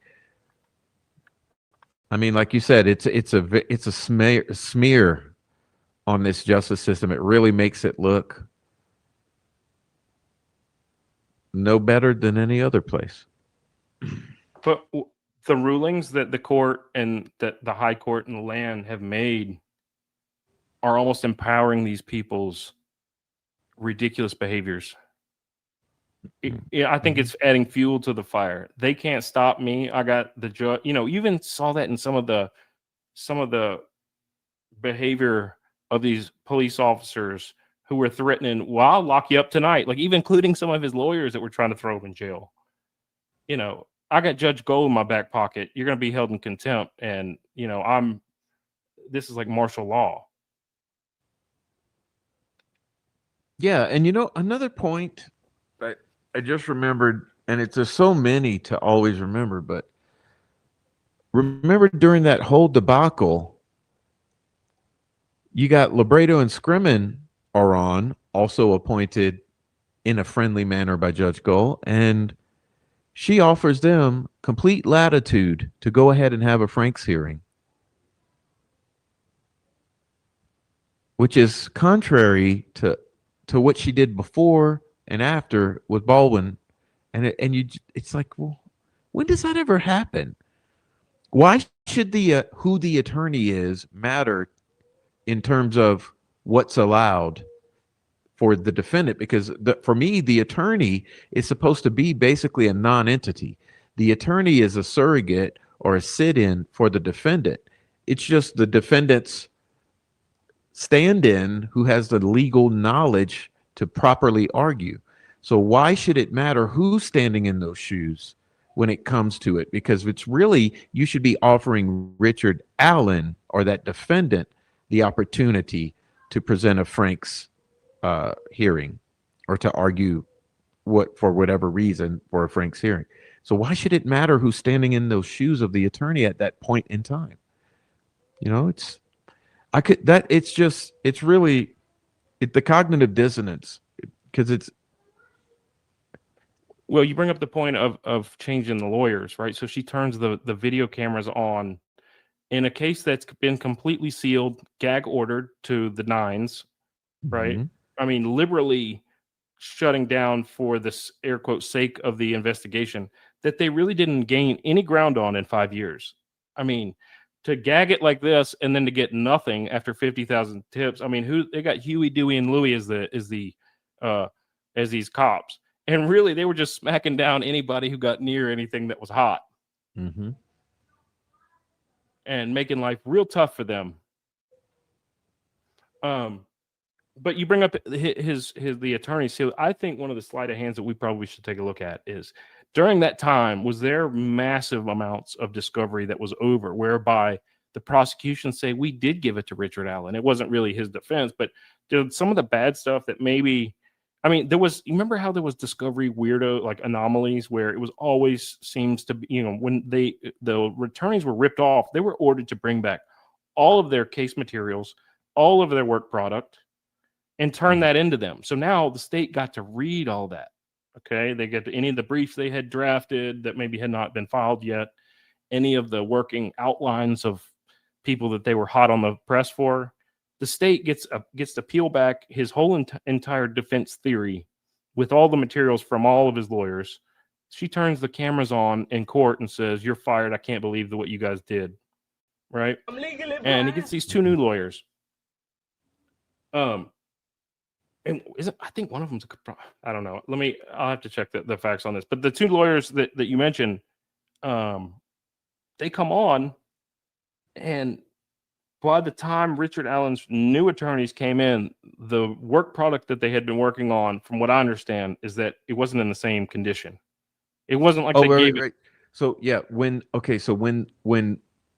the original attorneys were reinstated and they received discovery again, it was in a different condition than when they returned it, which means it doesn't mean that the lawyers deleted stuff or moved things, but there were items missing that had been present before that they no longer had access to, which I kind of look at as a sanitization, because remember the I guess the way that this all was prefaced is the discovery was extremely unorganized in the first place. Massive volumes of it, extremely unorganized. So they go away for a while, they come back, they get it back, and it's still unorganized. But now it seems that it's missing items that were needed and known to exist before that are not found at all. And they just play dumb about it and move right.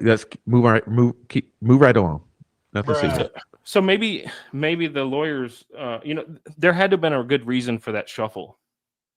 But when he went in front of the Supreme Court to get his lawyers back, those are the same appeal attorneys. Is that right? For his direct One appeal? of them. One of them. Mhm. One of them? Yes, Mr. What's his name? Uh, I can see his face. Lehman. Too. Mark Lehman. That's right. He was one of them. And but back to your point that here the complication that I'm having in my cognitive dissonance is these are still employees of the state. Their livelihood is dependent upon the state, you know. And I think there probably needs to be an entire overhaul of this whole system and more of a free market system.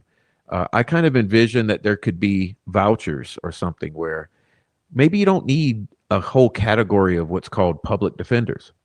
Why not a complete free market and allow attorneys to be selected by the defendant and then compensated with like some a credit system, right? the vouchers from the state or whatever. So they're still paid by the state, but they're selected by the defendant and not appointed by the state. And it seems like that would be a lot more of a free market scenario that would be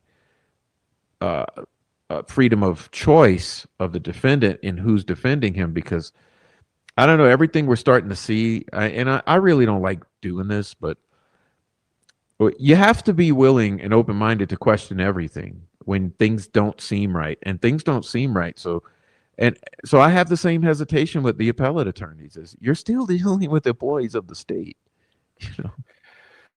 That's right. Entrenched employees this of the state actors. Be their last defense. This won't be their last appeal. No, they'll have to argue in front of the same judge. It's the same with all of them. You know, Baldwin has repeated. He's already been back in front of Gull with a whole other homicide. So it's rough. It's a rough situation. I said I'd come on and share some ideas with you and bounce things off. I'm not going to stay too late. Look, I enjoy all the folks that show up for your chat and stuff, and I enjoy being part of it. So hello to everybody, and thanks for having me on. I enjoy talking. I appreciate you, and same here, Jake. Come back, and maybe we'll see you at YouTube. I truly appreciate it. Take care, everybody. Good night. All right, good night, Jake. All right, and that's it. I'm going to shut that shit down. That was Jake's input last night over on Twitch. So if you're not on Twitch yet, go to Twitch. Come on, subscribe to my channel. If you're watching here, you'd love to watch on Thursdays at Twitch because you're going to have moments like that. Okay, so come on to Twitch. We're at the Prof allegedly. Maybe old Shibby or somebody will put my link down in there. But over at Twitch, you can find it anywhere in my link tree that's pinned at the top of the chat. Go check me out on Twitch. Follow over there. So get your notifications. I go live every Thursday there. And I want to have a nice open line situation happening there so that any of you, and I mean any of you, can call in. We can chit chat like I did with Jake because that was very productive. Okay, and I was so glad to have that little chit chat with Mr. Jake Brooks. Now, I did want to say congrats, Hebby. Let me see. I'm gonna do this. Okay. Yay, Hebby. Yay. Good job, Hebby. Good job.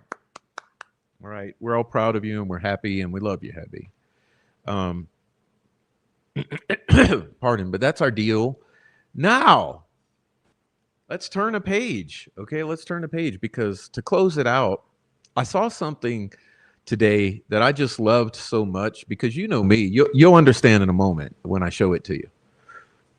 But you guys know me, and you know, those who have been following me a long time, you know me. Okay, so I want to watch something together with you. And hey, if you're not interested, just fucking move on. No one's asking you to stick around. But on the way out, hit the thumbs up or whatever. And if you're on the replay, leave a comment down below and let us know what you thought of Jake Brooks and my conversation. Anyhow, let me pull up this thing I want to share with you because I thought we could watch this together because it's so nice, right? So there's something nice I want to watch with you. And it's kind of to wipe the slate and let us finish off with a clean palate and sort of like forget about Delphi for a minute, because that was all I wanted to cover with Delphi tonight. So now I'd like to look at something just for our own enjoyment, right? So let me see if I can, like I said, my stream crashed, so I got to pull this up again when I've already done so. But, let's see. Yeah, please. Thank you very much, Granny D, for the super chat. You guys, I have a goal of 10 super chats of any dollar amount. So please click the goal and send in support if you'd like, or support over at Cash App, Buy Me a Coffee. And remember, I have a GoFundMe. But please send support for the channel if you choose to do so. And otherwise, you can support it with leaving comments down below in the comment section, or We've gathered 3 professional joining the chat and chocolate makers to blind taste test every dark chocolate bar we could get our hands on to see which ones meet their standards. Oh yeah, guys. So this is what it's going to be, okay? You know I love my chocolate. I'm a chocolate lover and a coffee lover as well. So so we're going to watch this, and I want to share it with you because it's odd, and I'll describe it to you, okay? Because they start off with my favorite, and then they gradually go further and further away from my favorites, but they're going to start with my favorite and move on. So let's just watch this together, and I'll probably be interjecting from time to time, okay? But this is a fun one. I liked it, okay? Ghirardelli, intense dark, 86% cacao. First look is not well tempered. It should be a little shinier. It looks like it's wrapped really well because I'm seeing like pretty intact corners. Whoever made this knows what they're doing. Oh, you heard that. So one of the main things I'm looking for in a quality chocolate right off the bat is the snap in the chocolate. That snap's going to mean that it was emulsified well, that the temper is strong. It indicates that there are no other fats besides cocoa butter. What the tempering does, it allows to be shiny, it allows to get hard. Tempering is the process of aligning the polymorphic crystals in both the sugar and the cocoa butter. So if you see a chocolate bar that has streaks, it's either come out of temper or it wasn't tempered well. It should look pretty clear like this. What I'm looking for is the chocolate to be smooth, because when it's grainy, it just divides in your palate. You don't really get to taste the quality of the chocolate. Bad texture will give you a bad mouthfeel, which will ruin the experience of the chocolate. Smoothness in a chocolate indicates that it's been well emulsified, that the temper is strong, that there hasn't been any defects in transit. I do want that strength of the cacao flavor, some level of bitterness, some level of sweetness, but I am looking for a balance. I don't want to eat a cleaning product. Every ingredient needs to have their own room. I'm just pushing this to the roof of my mouth, allowing my body temperature to really melt the chocolate down. Don't chew. And I'm the greediest of the greedy. The texture of this chocolate is incredibly smooth. There are some acidic notes, there's some bitter notes. It has some acidity. It has bitterness. It's a combination of different beans.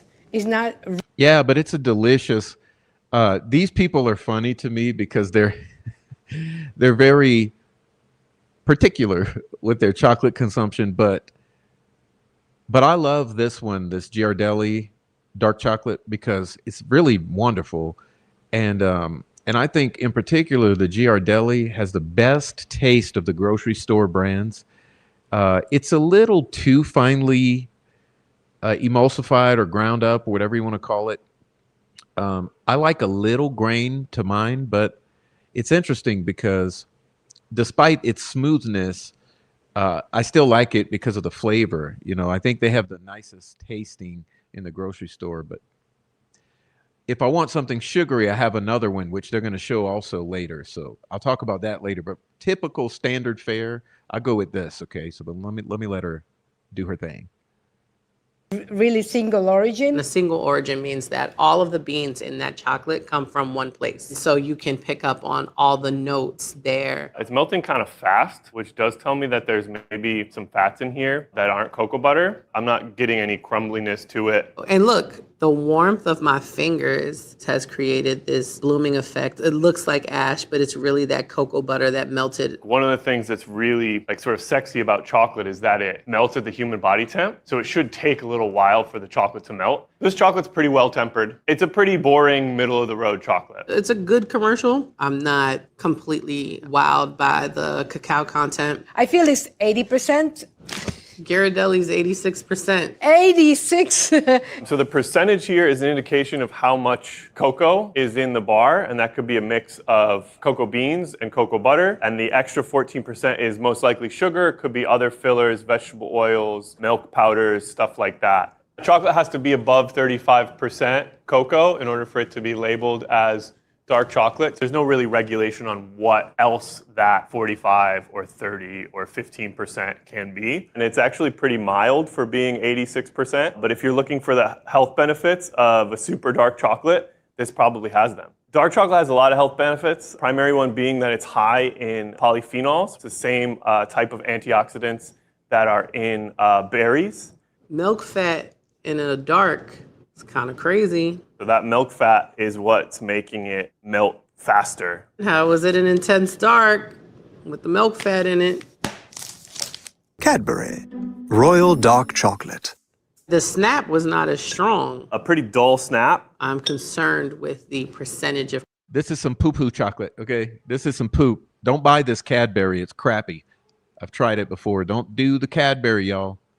Cacao in there. And then I can also see a little bit of grit here in the side. It might be an indication of higher percentage of milk fat. It's a little waxy. Cocoa butter is more expensive than vegetable oil. Sometimes companies tend to add some vegetable oil to make it less expensive. Sometimes you might get a waxy texture. There's definitely a lot of milk powder in this. It's some milk chocolate. I don't even taste the flavor of the cacao. I don't think they listed the number of percentage. I can taste sugar. I feel like I just ate like a Jolly Rancher. Slight fruitiness, like a raisiny kind of flavor. Anytime you get perceivable notes of fruit or nuts, that could be the fermentation of the cocoa beans. That could be the roasting of the cocoa beans. That could be a process called conching, which is used to aerate the chocolate and drive off acidity and volatile chemicals. My guess is some of all of those three things are at play here to give it like this round flavor. It is smooth. Cadbury. This is the Cadbury Royal Dark. Cadbury. It also tastes like the little eggs. They not calling this dark. See, there's no Crapola. percentage in this. I knew it.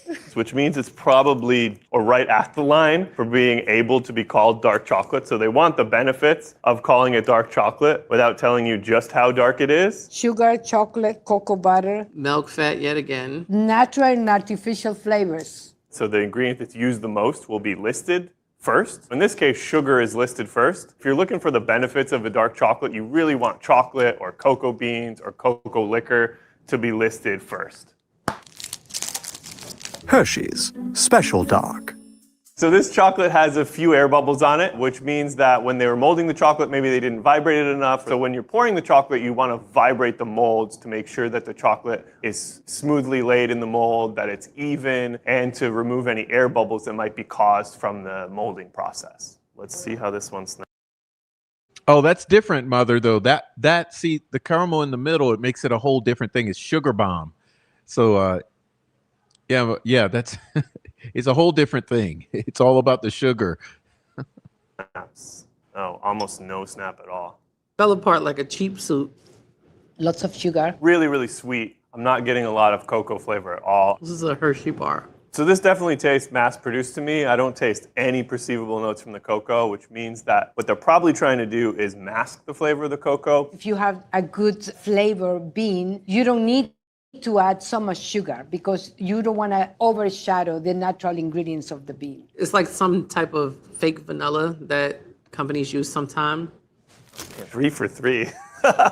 Special dark, mildly sweet. Mildly sweet. How much y'all spend on this one? Sugar as a first ingredient. So this also has cocoa processed with alkali. If it is a really bad cacao bean, it's going to be very, very bitter. They use the alkalization to take that bitterness out. And In other words, the cheap shit. If it's really cheap shit, they got to use the Alkalization to the extreme. That's why all the Hershey's and all the cheap shit is super alkalized.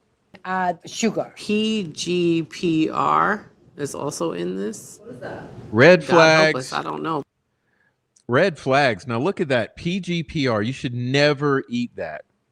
Polyglycerol, polyresinoliate is an emulsifier made from glycerol and fatty acids. I don't need that. I don't need that. I need something that has chocolate, sugar, and maybe milk. Okay. But it's in me right now. Chocolove, 65% cacao, rich dark chocolate. This had a good snap. An audible snap to it. It is sort of crumbling a little bit, and I did notice maybe the slightest bit of bloom. A lot of times with chocolate, you can pick out 2 different types of white marks on it, and those white marks come from something called bloom. First bloom is what's known as sugar bloom. That generally happens when the chocolate is processed or stored in a high humid environment. The sugar crystals in chocolate will take. Yeah, I know some of the troll farm ladies.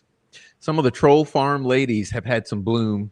You know what I mean? But it smells more like mildewy mushrooms coming from underneath their ill-washed body parts.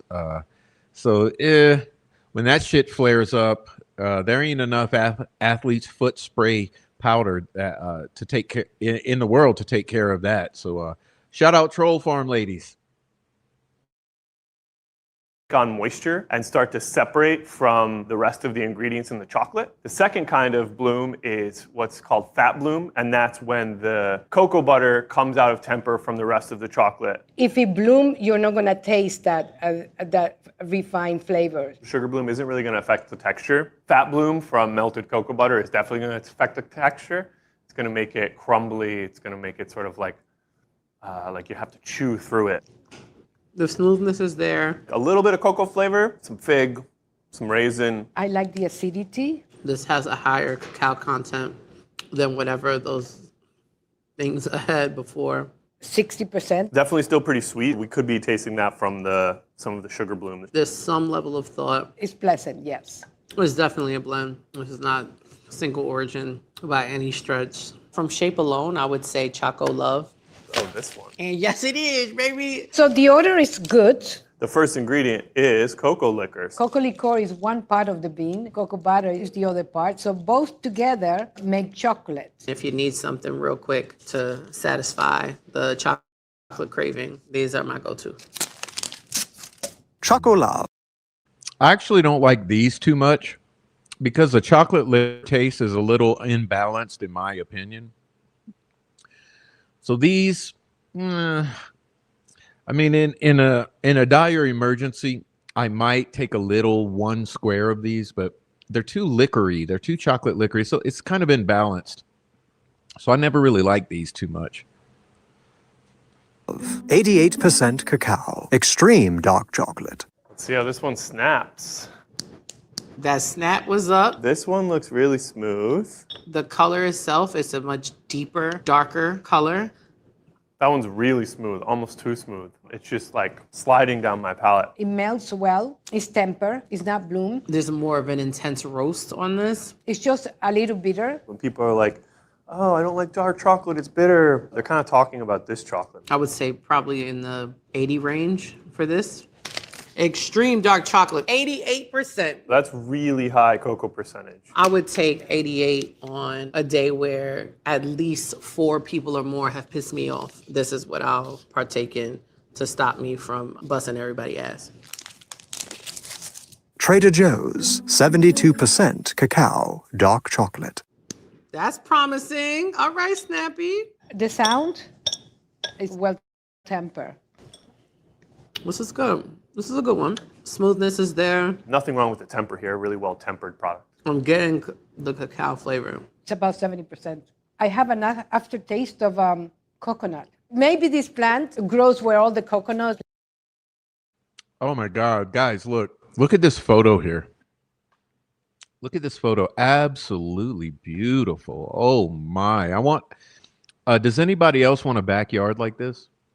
God damn, I want a backyard like this. You got the cacao trees growing among the palm trees, the coconut trees. I mean, dude, I could go into this backyard and have a full-on fucking meal for the rest of my life. Like, where do I have to move to have this in my backyard? Holy moly. Can we just appreciate the beauty of God's creation for a moment?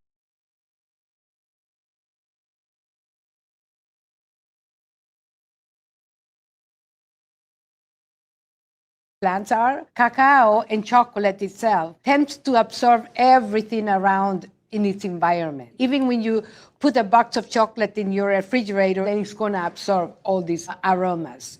There's maybe like a little bit of nuttiness in the cocoa, but it's sort of being overpowered from over roasting the cocoa beans. The roasting helps caramelize the natural sugars in the chocolate to give it sort of that fudgy characteristic that we associate with chocolate. It also can sort of neutralize some off flavors. So I'm guessing that this chocolate was maybe over roasted because it wasn't super high quality cocoa.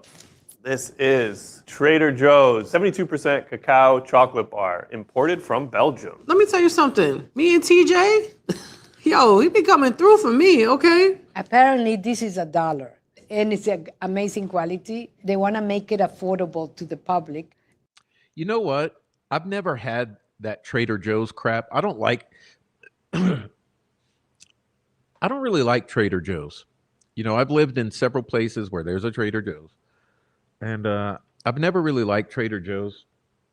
But judging from their opinions on this chocolate here, makes me want to live next door to Trader Joe's now so I can go check it out, because they all seem to agree that it's pretty good. And dude, 99 cents, let's back it up a bit. 99 cents for that piece of chocolate? Really? Make it affordable to the public. Like me and TJ, yo, he be coming through for me, okay? Apparently, this is $1. That'd be a and chocolate. It's an amazing quality. They want to make it affordable to the public. And it says imported from Belgium. Okay, I'm going to tell you a little bit of story. When cacao went to Spain, it was only consumed as a drink. So the Swiss are the ones that found the technology on the tempering of the chocolate and become harder. Then the Belgium learned from the Swiss to make this chocolate, especially the milk chocolate. To temper chocolate at home, you want to melt down the chocolate above 120 degrees, let it cool. When it gets to about 90 degrees, you want to take a piece of chocolate that doesn't have bloom, a small piece, like a piece about this size. You want to drop that in the chocolate, keep stirring it. The reason you have to put another piece of chocolate is to seed the chocolate. You're basically showing the polymorphic crystals in chocolate how to be properly tempered. It's like sort of crazy sounding, but that's literally what you're doing. You're like slowly melting the seed, and that seed is like bonding with the other crystals to show them like how to be perfectly tempered chocolate. This is my chemistry bro. Chemistry bro just explained the whole process really well. You got to seed that shit. Right, Shibby? Lindt, excellence. 90% cacao, dark chocolate. All right, hold on. Feel like we're getting classy. Very dark. All right, I'm going to put my input in on this one here. Now, this one here used to be my go-to. I used to love these, like, a lot. But I started noticing that I was getting headaches and I was over-consuming it and all this shit.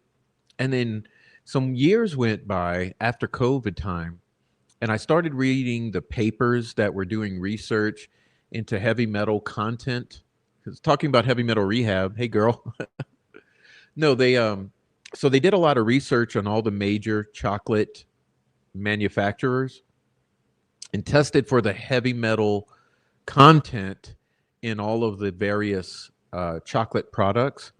And these Lindt bars were particularly problematic in being overly rich in heavy metals. So I wouldn't recommend these. And I started to realize probably why I got away from them, where I was overdosing on the heavy metals by eating too much of this stuff. So I don't do the Lindt bars anymore, but I used to. You know, it has a decent taste, but I think they have a good process, but they're probably sourcing it poorly. So they need to refigure where they're getting their chocolate product from, because wherever the soil is, the roots are pulling up heavy metals from the soil. It's probably too acidic, and the soil is too rich in the heavy metals, so it's pulling on up into the beans. And remember, for those of you who don't know, like these, when the plants pull up minerals from the earth, it tends to concentrate them in the lipids of the plant. So in the seeds that are lipid rich, they tend to have the most mineral content. So your heavy metals are going to be abundant in the seeds of plants. And if you're having bad soil conditions and acidity, and you're having too much heavy metal being brought into the seeds or the lipids of the plant, you're going to end up with a product that has this problem. So caution, I would recommend go read some papers and some research in the past 5 years on the heavy metals in different chocolate products.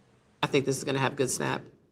Yep. That's a snap. Okay, you see, this is bloom. It has that whitish, grayish film. The fat is coming out. To me, indicates that this was stored in a high moisture environment, maybe in a refrigerator. Very smooth. It has that really prominent cocoa flavor. It's bitter. Small amount of fruitiness. It's too high for me. This is too high. It's probably in the 90s, like 95. This is warm. It's cinnamon, very, very earthy.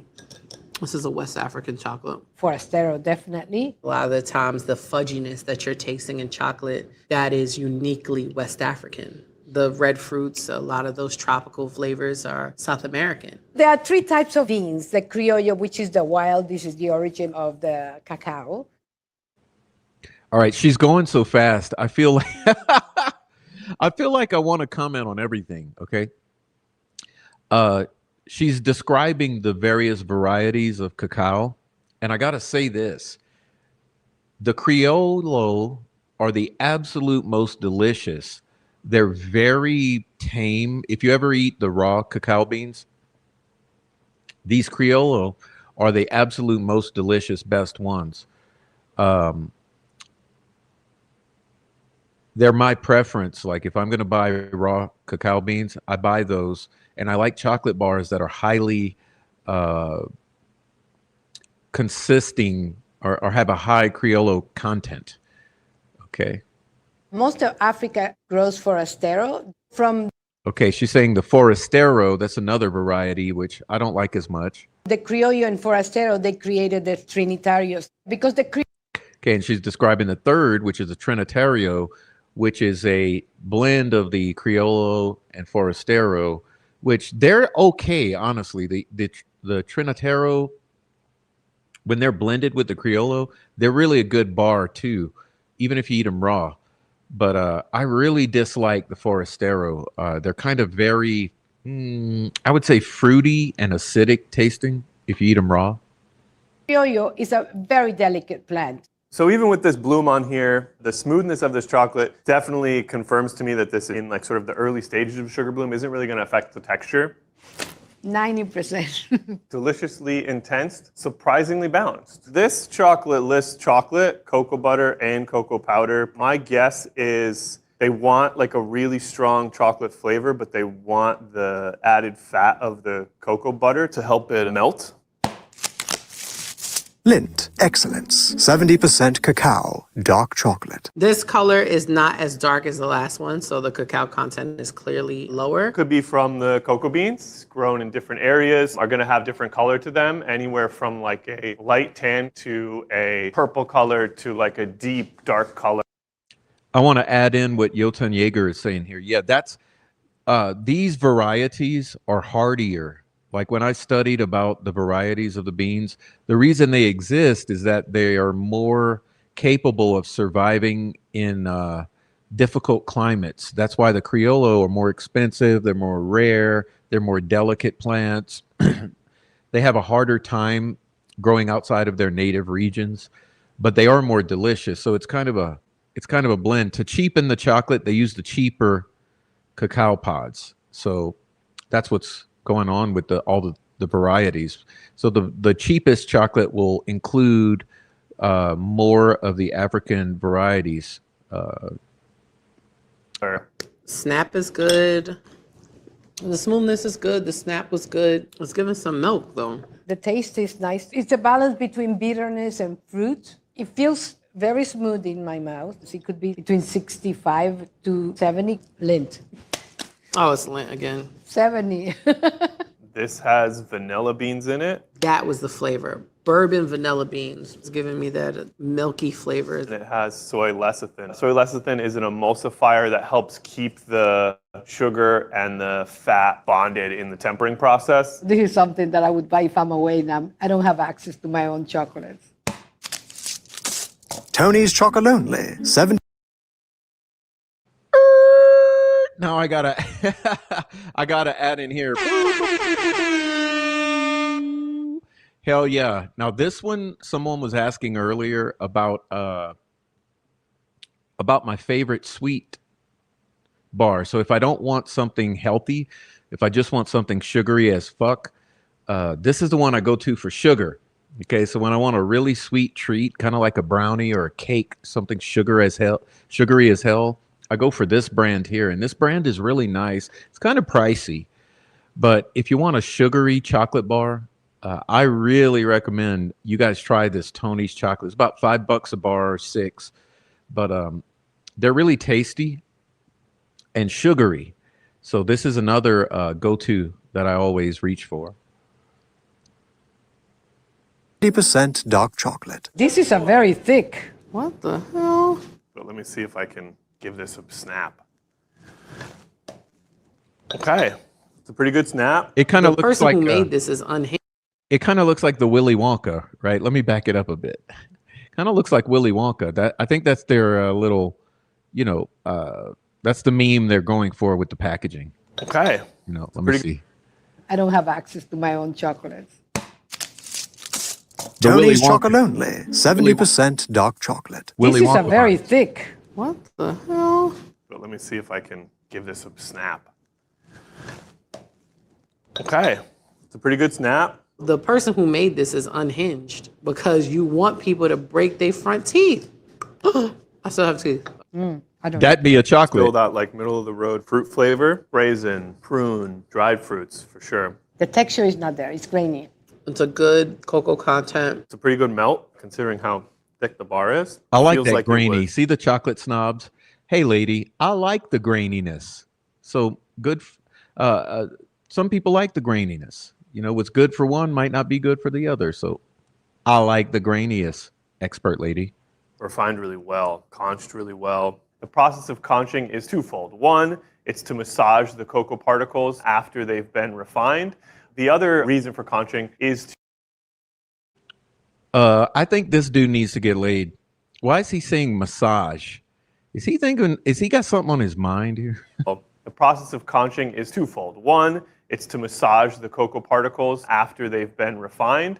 The other reason for conching is to drive off acidity through oxidation. Is this crazy ass Tony's Chocolonely? Boom. This is Tony Chocolonely 70% dark chocolate. Oh, the sugar's also fair trade. All right, I see y'all doing y'all thing. I know that they're really, really committed to ending the exploitation in cacao. Great. That's why let me back that up. That's why I don't mind spending the money on this bar. Let me show y'all again.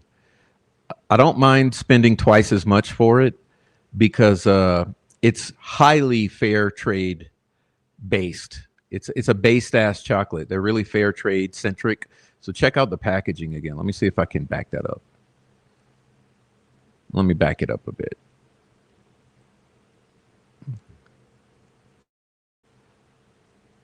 Yeah, see, fair trade cocoa and sugar. Okay, fair trade.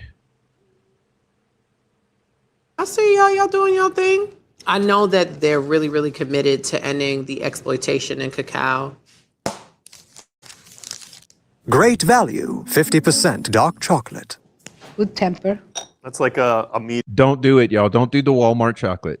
medium snap. It's not a clean break. Might be an indication of some other kind of fat besides cocoa. It tastes very chemical. Lots of sugar. What is this? Tastes almost banana. I can tell that it's not an expensive chocolate. It's smooth. It's super sweet. Ew. High vanilla content. Yeah. The more commercial brands tend to always really center vanilla to kind of hide the fact that my beans are cheap. I wouldn't, eat this for fun. Great value. Huh.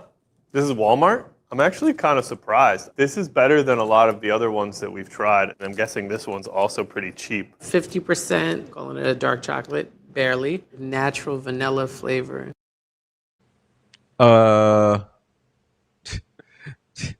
Walmart's chocolate. I don't know.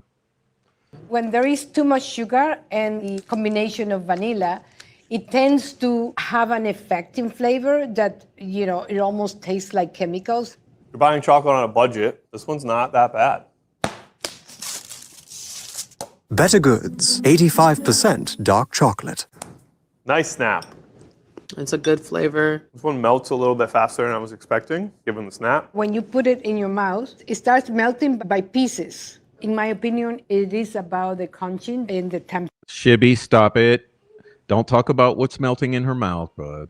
tempering. In the crunching, you're going to put your soy lecithin, your sugar, and it starts grinding and grinding and grinding. And that is what's going to make it very smooth, very emulsified, very together. And this is why you do the tempering, because you want to keep those properties together. This one for me is not bad. It just sort of falls flat in terms of complexity. It's pretty balanced. It has a pleasant aftertaste, but there's nothing that's really like sort of jumping out to me in terms of discernible, extraordinary flavors. Better Goods. 85% dark chocolate.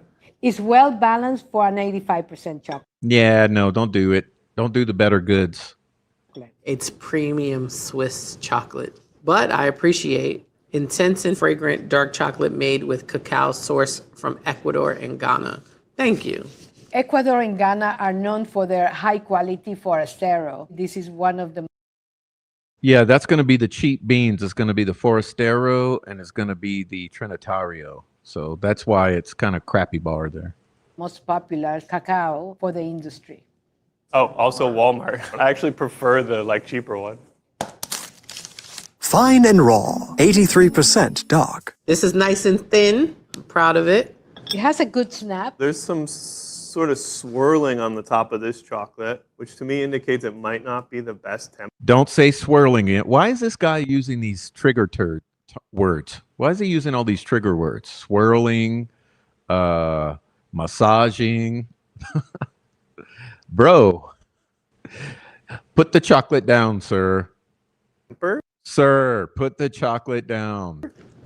A little bitter, a little grainy. It doesn't really melt so well. Maybe it's a little bit bloom, not a lot, but a little bit. The texture is off in some way. The cocoa bean has a shell on the outside of it, and you have to do a good job of removing that shell while you're making chocolate, or else you're going to get some grittiness. My guess is that this has a higher than usual amount of cocoa husk in it. It finishes in a way that I don't particularly care for, and it's giving maybe a little bit of a rush job on some of the roasting. The roasting a lot of times can mellow out some of that acidity. It tastes more green, tastes more vegetal than the other one. If you don't... Did he just say vegetal? I think this guy likes dipping girls' toes in chocolate. Allegedly girls. You know, girls. I think he likes dipping these girls' toes in chocolate when he does his thing. Roasted, then it's going to taste more grassy, more green. So this is fine and raw, 83%. Fine and raw. This is fine and raw, the way I like to.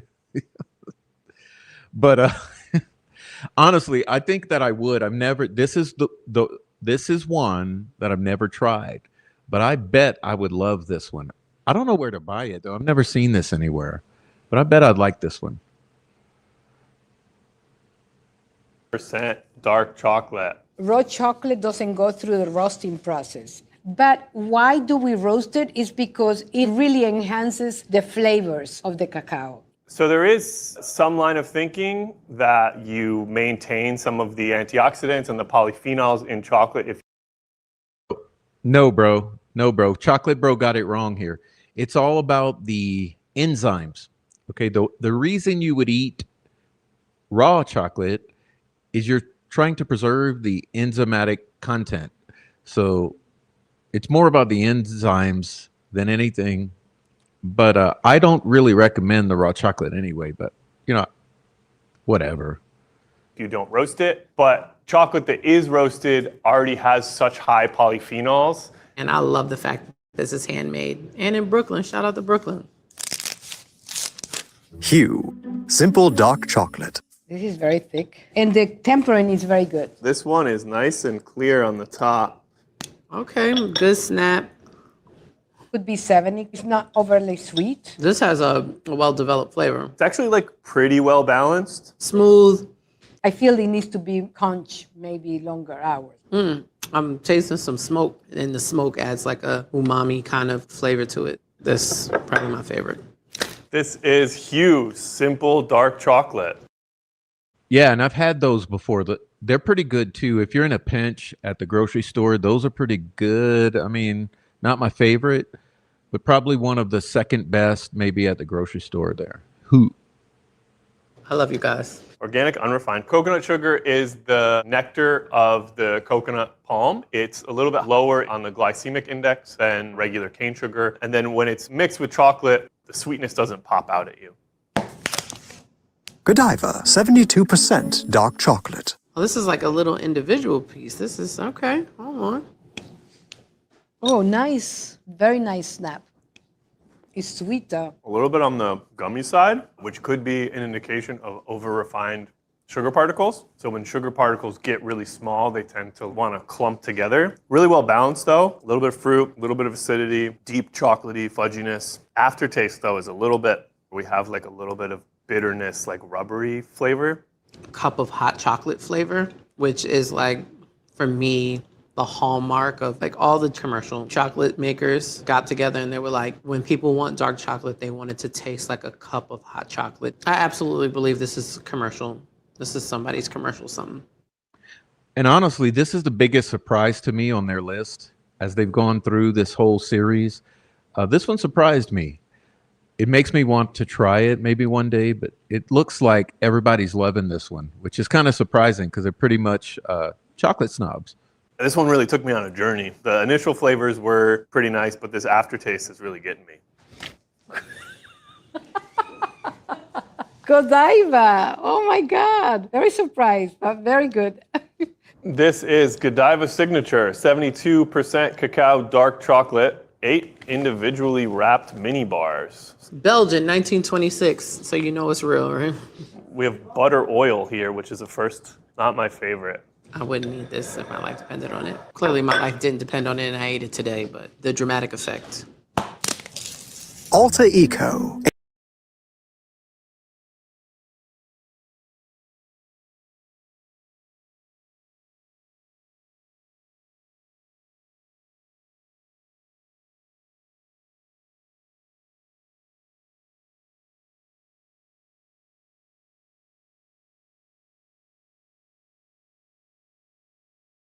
Sorry, got a little distracted with my chocolate. Yeah, let me let it roll.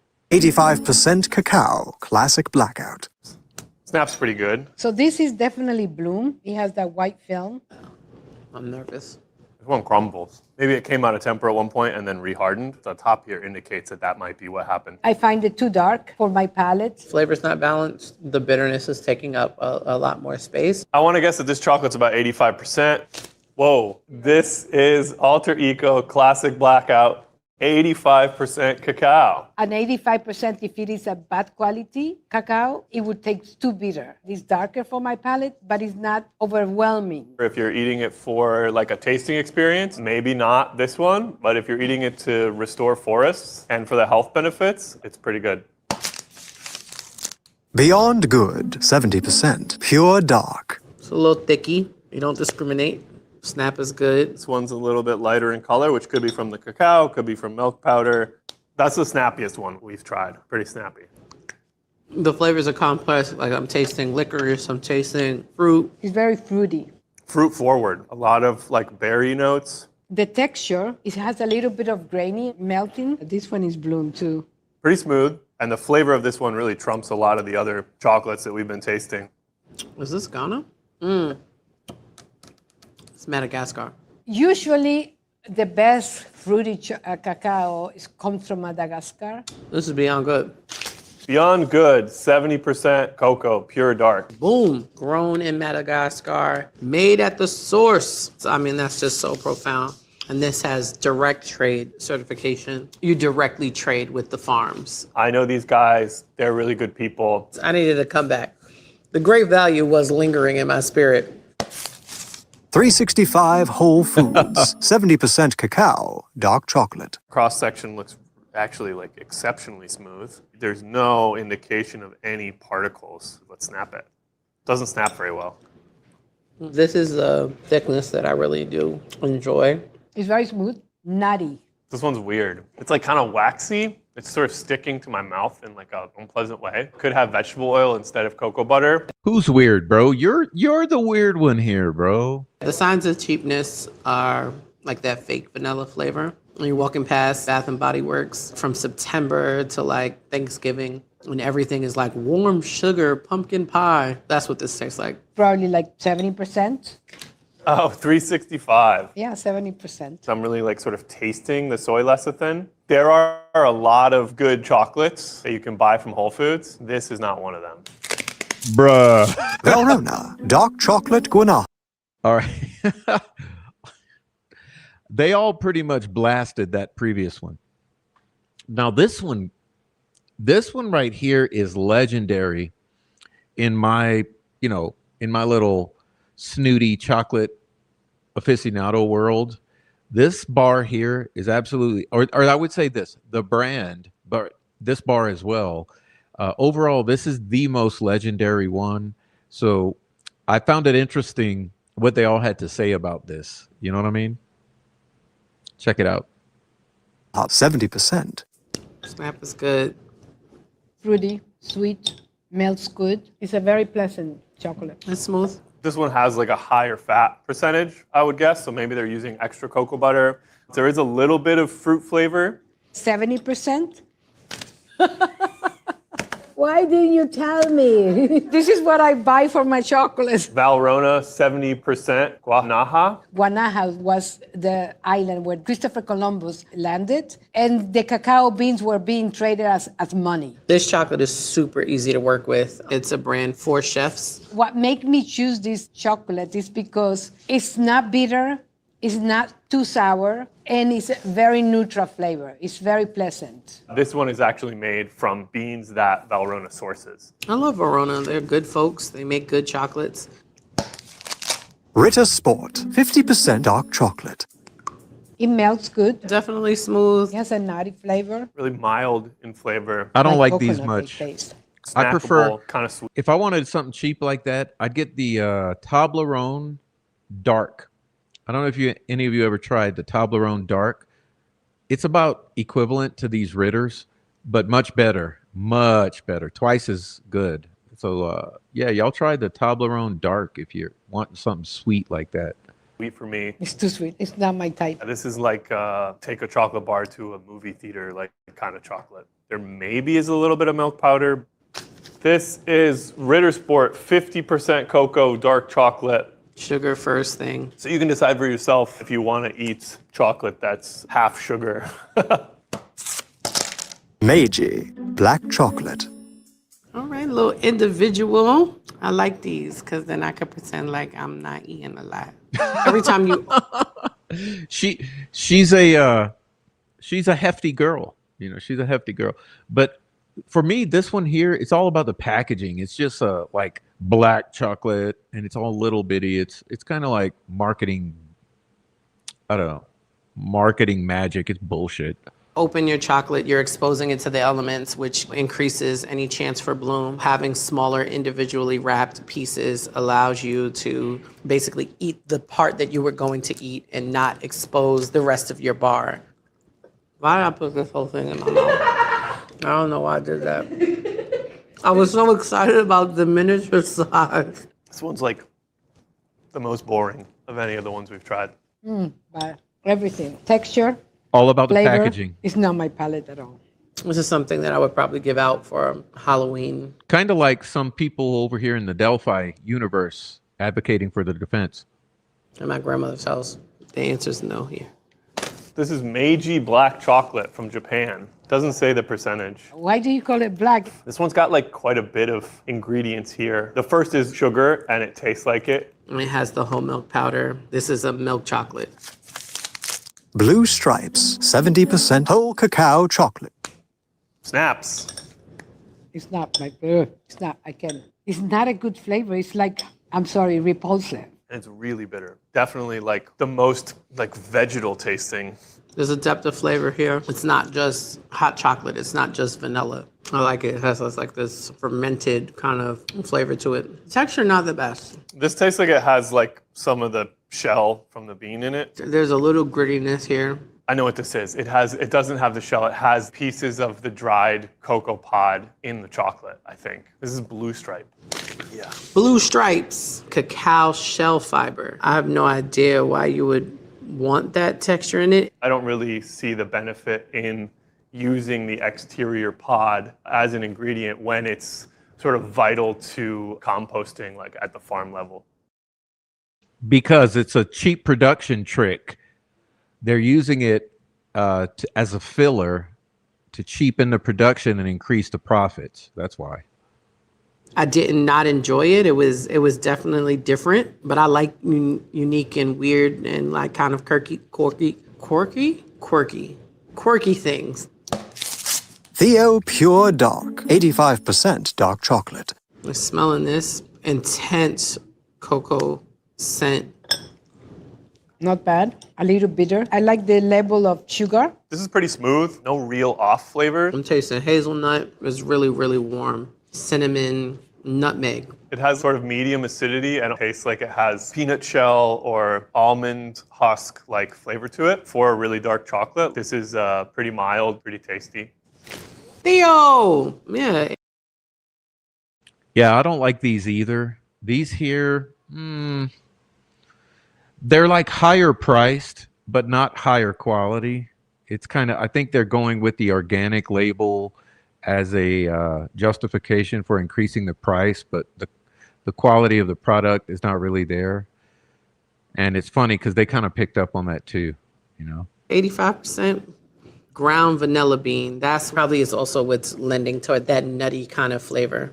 Fair trade does a really good job of making sure that the farmers never make lower than a specific amount. This is like pretty good for being 85%. It goes down easier than a lot of other chocolates that are this dark.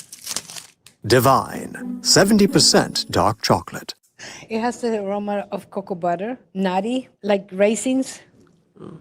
The smoothness was there, the balance of flavor was there, not super complex. It has a distinct flavor. It's a single origin. You cannot make this flavor if you mix different beans. If it's all the same beans, you can identify like, oh, this is a navy bean. All right, we taste lecithin. One of the things I'm learning about this experience is that I didn't know I could taste lecithin. As I said, this is a chocolate that I could eat.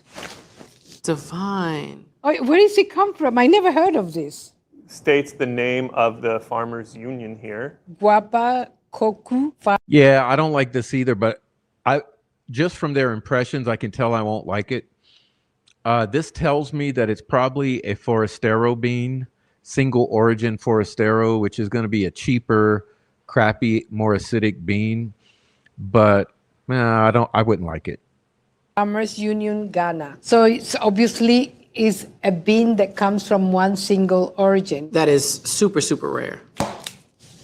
Moser Roth, 70% cacao, dark chocolate. It is melting really fast. Gives an indication of possibly some sort of lecithin or vegetable fat. It's a very light snap. This one is not bad at all. Balance is good. It does not have a distinct flavor like the one that I tasted just previously. Nothing really standing out about it. It's kind of blah. I've tried this Roth chocolate before. The Roth chocolates, they're kind of just like blah. Flat. They fall flat. Both positive and negative, but easy to consume. This could be 70%. The 70% of Lindt tastes more bitter. And I think it's because of the type of cacao bean. This is Moser Roth, and this is a 70%. I've heard of Aldi. That's where you go when you want to buy chicken for 20 cents a pound. Not expensive. Oh my God. The Aldi chocolate, they're look at them. Oh man, that actually makes me laugh there. That's where you want to go when you want to buy chicken for 20 cents a pound, not chocolate bars. But it's not bad.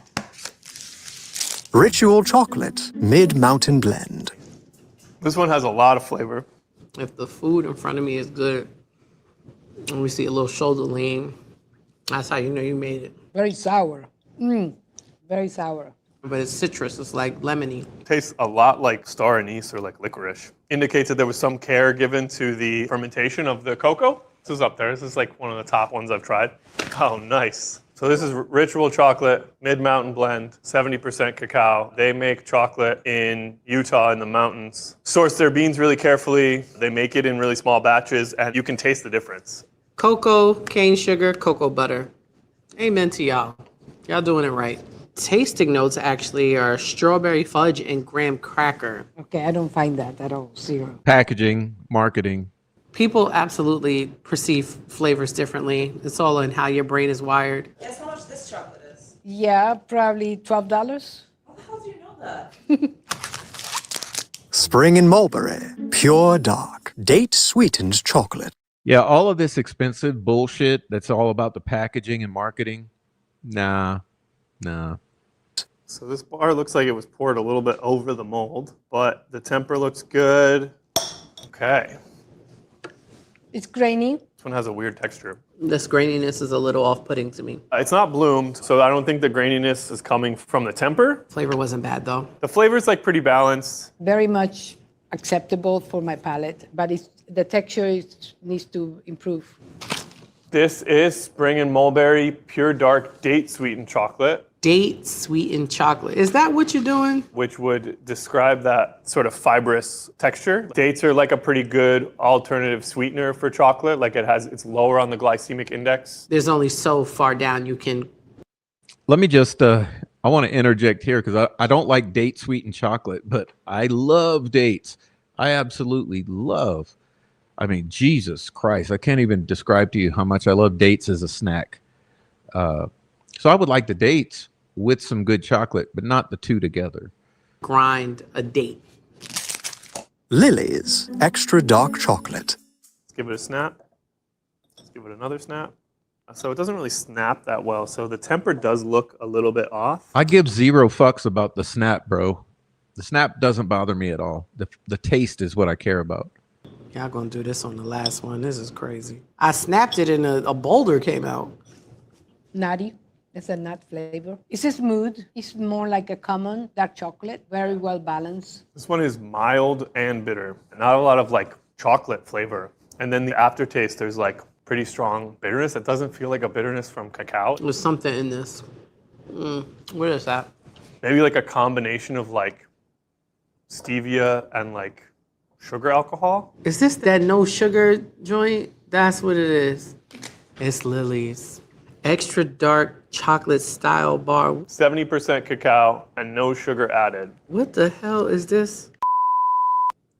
Chicory root. It has chicory root fiber. Ew, I mean, no, chocolate. I would hate it. Chicory in the bean. I mean, with the chicory with the cacao bean in the chocolate bar. No thanks.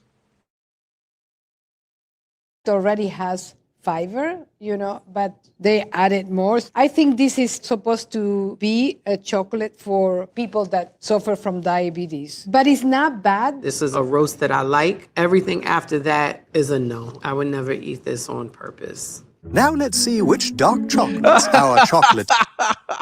I would never eat this on purpose. I get that sentiment.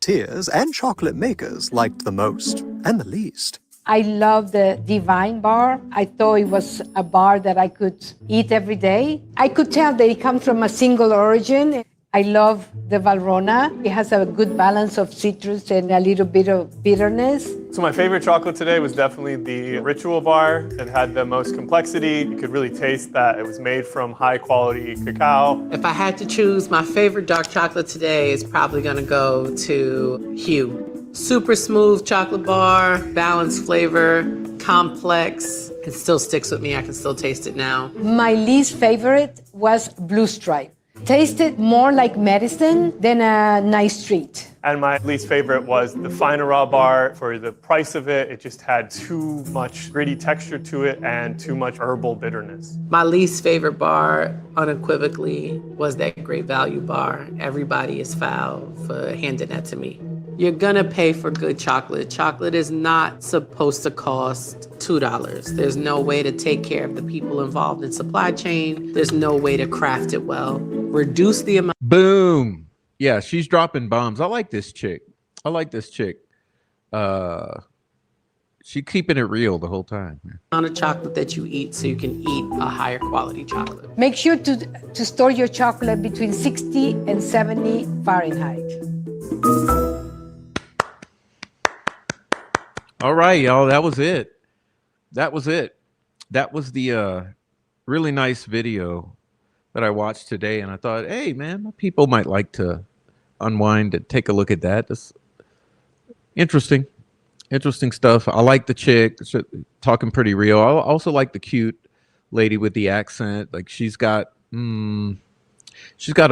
She's pretty opinionated on it, but she probably makes really good chocolate, especially if she's using those Valrhona as her base product and then making custom chocolates with it. So, it's the Prof Show. I hope you all learned a lot and enjoyed it.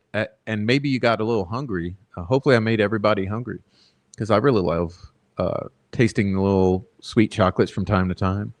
I don't recommend over consuming. Like I said, there's kind of an epidemic right now because of the mass farming practices of heavy metals in the chocolate. So you eat too much, it's really not the best thing in the world for you. But yeah, it's funny. To me, the guy's creepy. The larger lady is very keeping it real, and the little lady is all adorable and opinionated. So yeah, thanks to Epicurious for producing that. I like watching things like that from time to time. Pretty fun.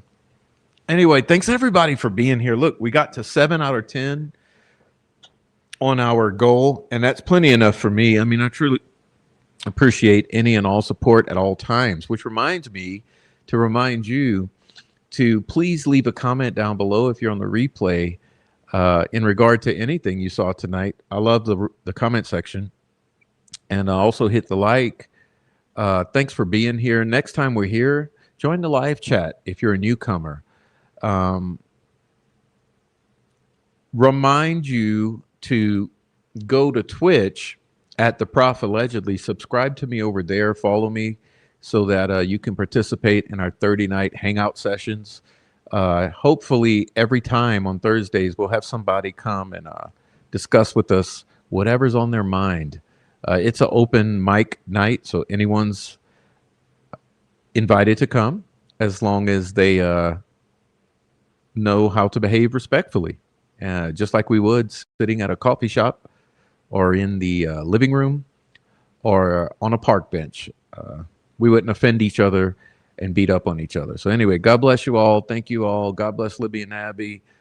Thank you so much for hanging out on this Friday night. I know that Dee Dee is doing a live stream tonight, so do me a favor. Go hit up Dee Dee and show her some support as well. And I don't know if Christina's still here, but maybe Christina's channel, someone can post the link. Go subscribe to Christina. Oh, hey, Christina. Subscribe to Christina, subscribe to Diana, and support everybody. And we love hanging out with you guys and having you guys watch the show. So really appreciate that. And thanks again to everybody who came into the chat and showed up tonight. We appreciate it. Even the hate watchers. Thank you for the hate watcher. Oh, side note. The Chomo Patty Troll Farm has been striking my recent content because I showed their bad stalking behavior at the Wabash, Indiana courthouse when they sent out 2 of the most unhinged Patty family troll farm members to stalk Noe's friends and family coming into his hearing. So special shout out to the Patty Family Troll Farm. Keep striking as much you want, because every time you do so, I'm going to ensure that I screenshot and post all the attacks on my channel. And remember, now we're up to at least 50. And I'm also going to add it to the Substack. And I'm also going to add it to Vimeo. And I'm also going to play it on Twitch. And I'm also going to put it on the backup channel. So every time you try to take down my content, I'm going to ensure that I duplicate it in 5 other places to make sure that you're not able to bully me off of the platform. So with that being said, go fuck yourselves. And God bless. All right. So we'll see all you guys later. I'm going to leave you with a little comedy and we'll be out of here. See you guys probably Monday or Tuesday at the latest. All right. So boom, shakalaka, shack attack, and God bless. And hug your kids, hug your wives. And if you got a husband, hug him too, I guess. All right. And that's all I got to say about that. Good night. As an expert at being Mickey Mouse, yeah, I can say seriously, yeah, you're right, Rick. This is some Mickey Mouse bullshit. Thanks, Mickey. Hey, how's Donald? He's still on the stuff. Yeah. Prof is a fucking terrorist, a fucking pedophile, sympathizing fucking terrorist. Oh my God! Bruh.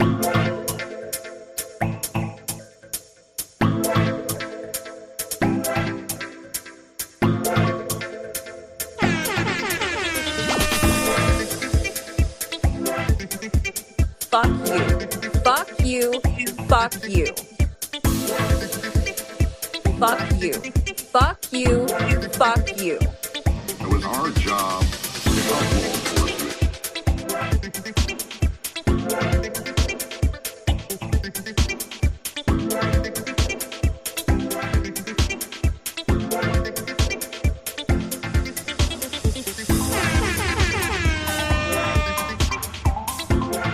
Prof is a fucking terrorist. Fuck you. Fuck you. Fuck you. Prof is a fucking terrorist. Bruh. Fuck you. Fuck you. Fuck you. Prof is a fucking terrorist.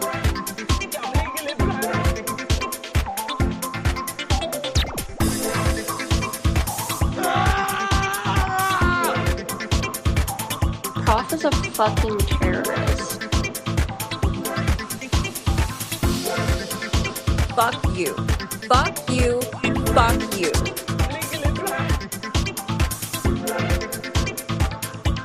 It was our job to help law enforcement.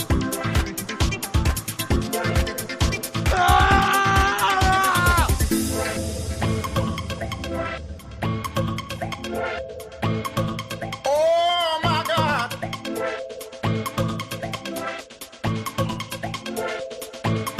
Oh my God!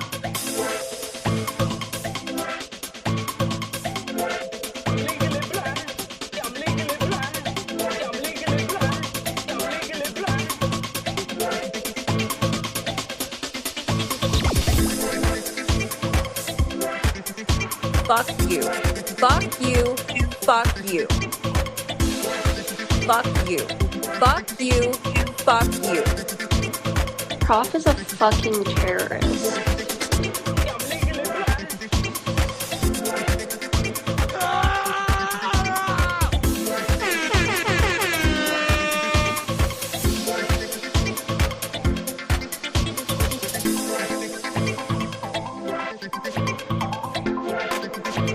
It was our job to help law enforcement.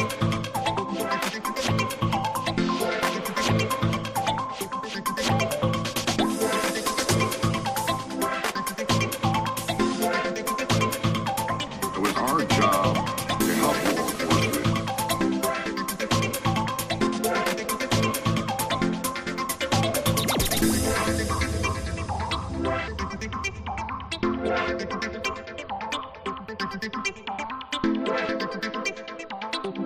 It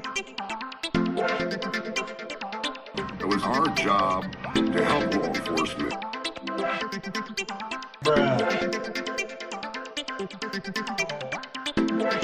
It was our job to help law enforcement.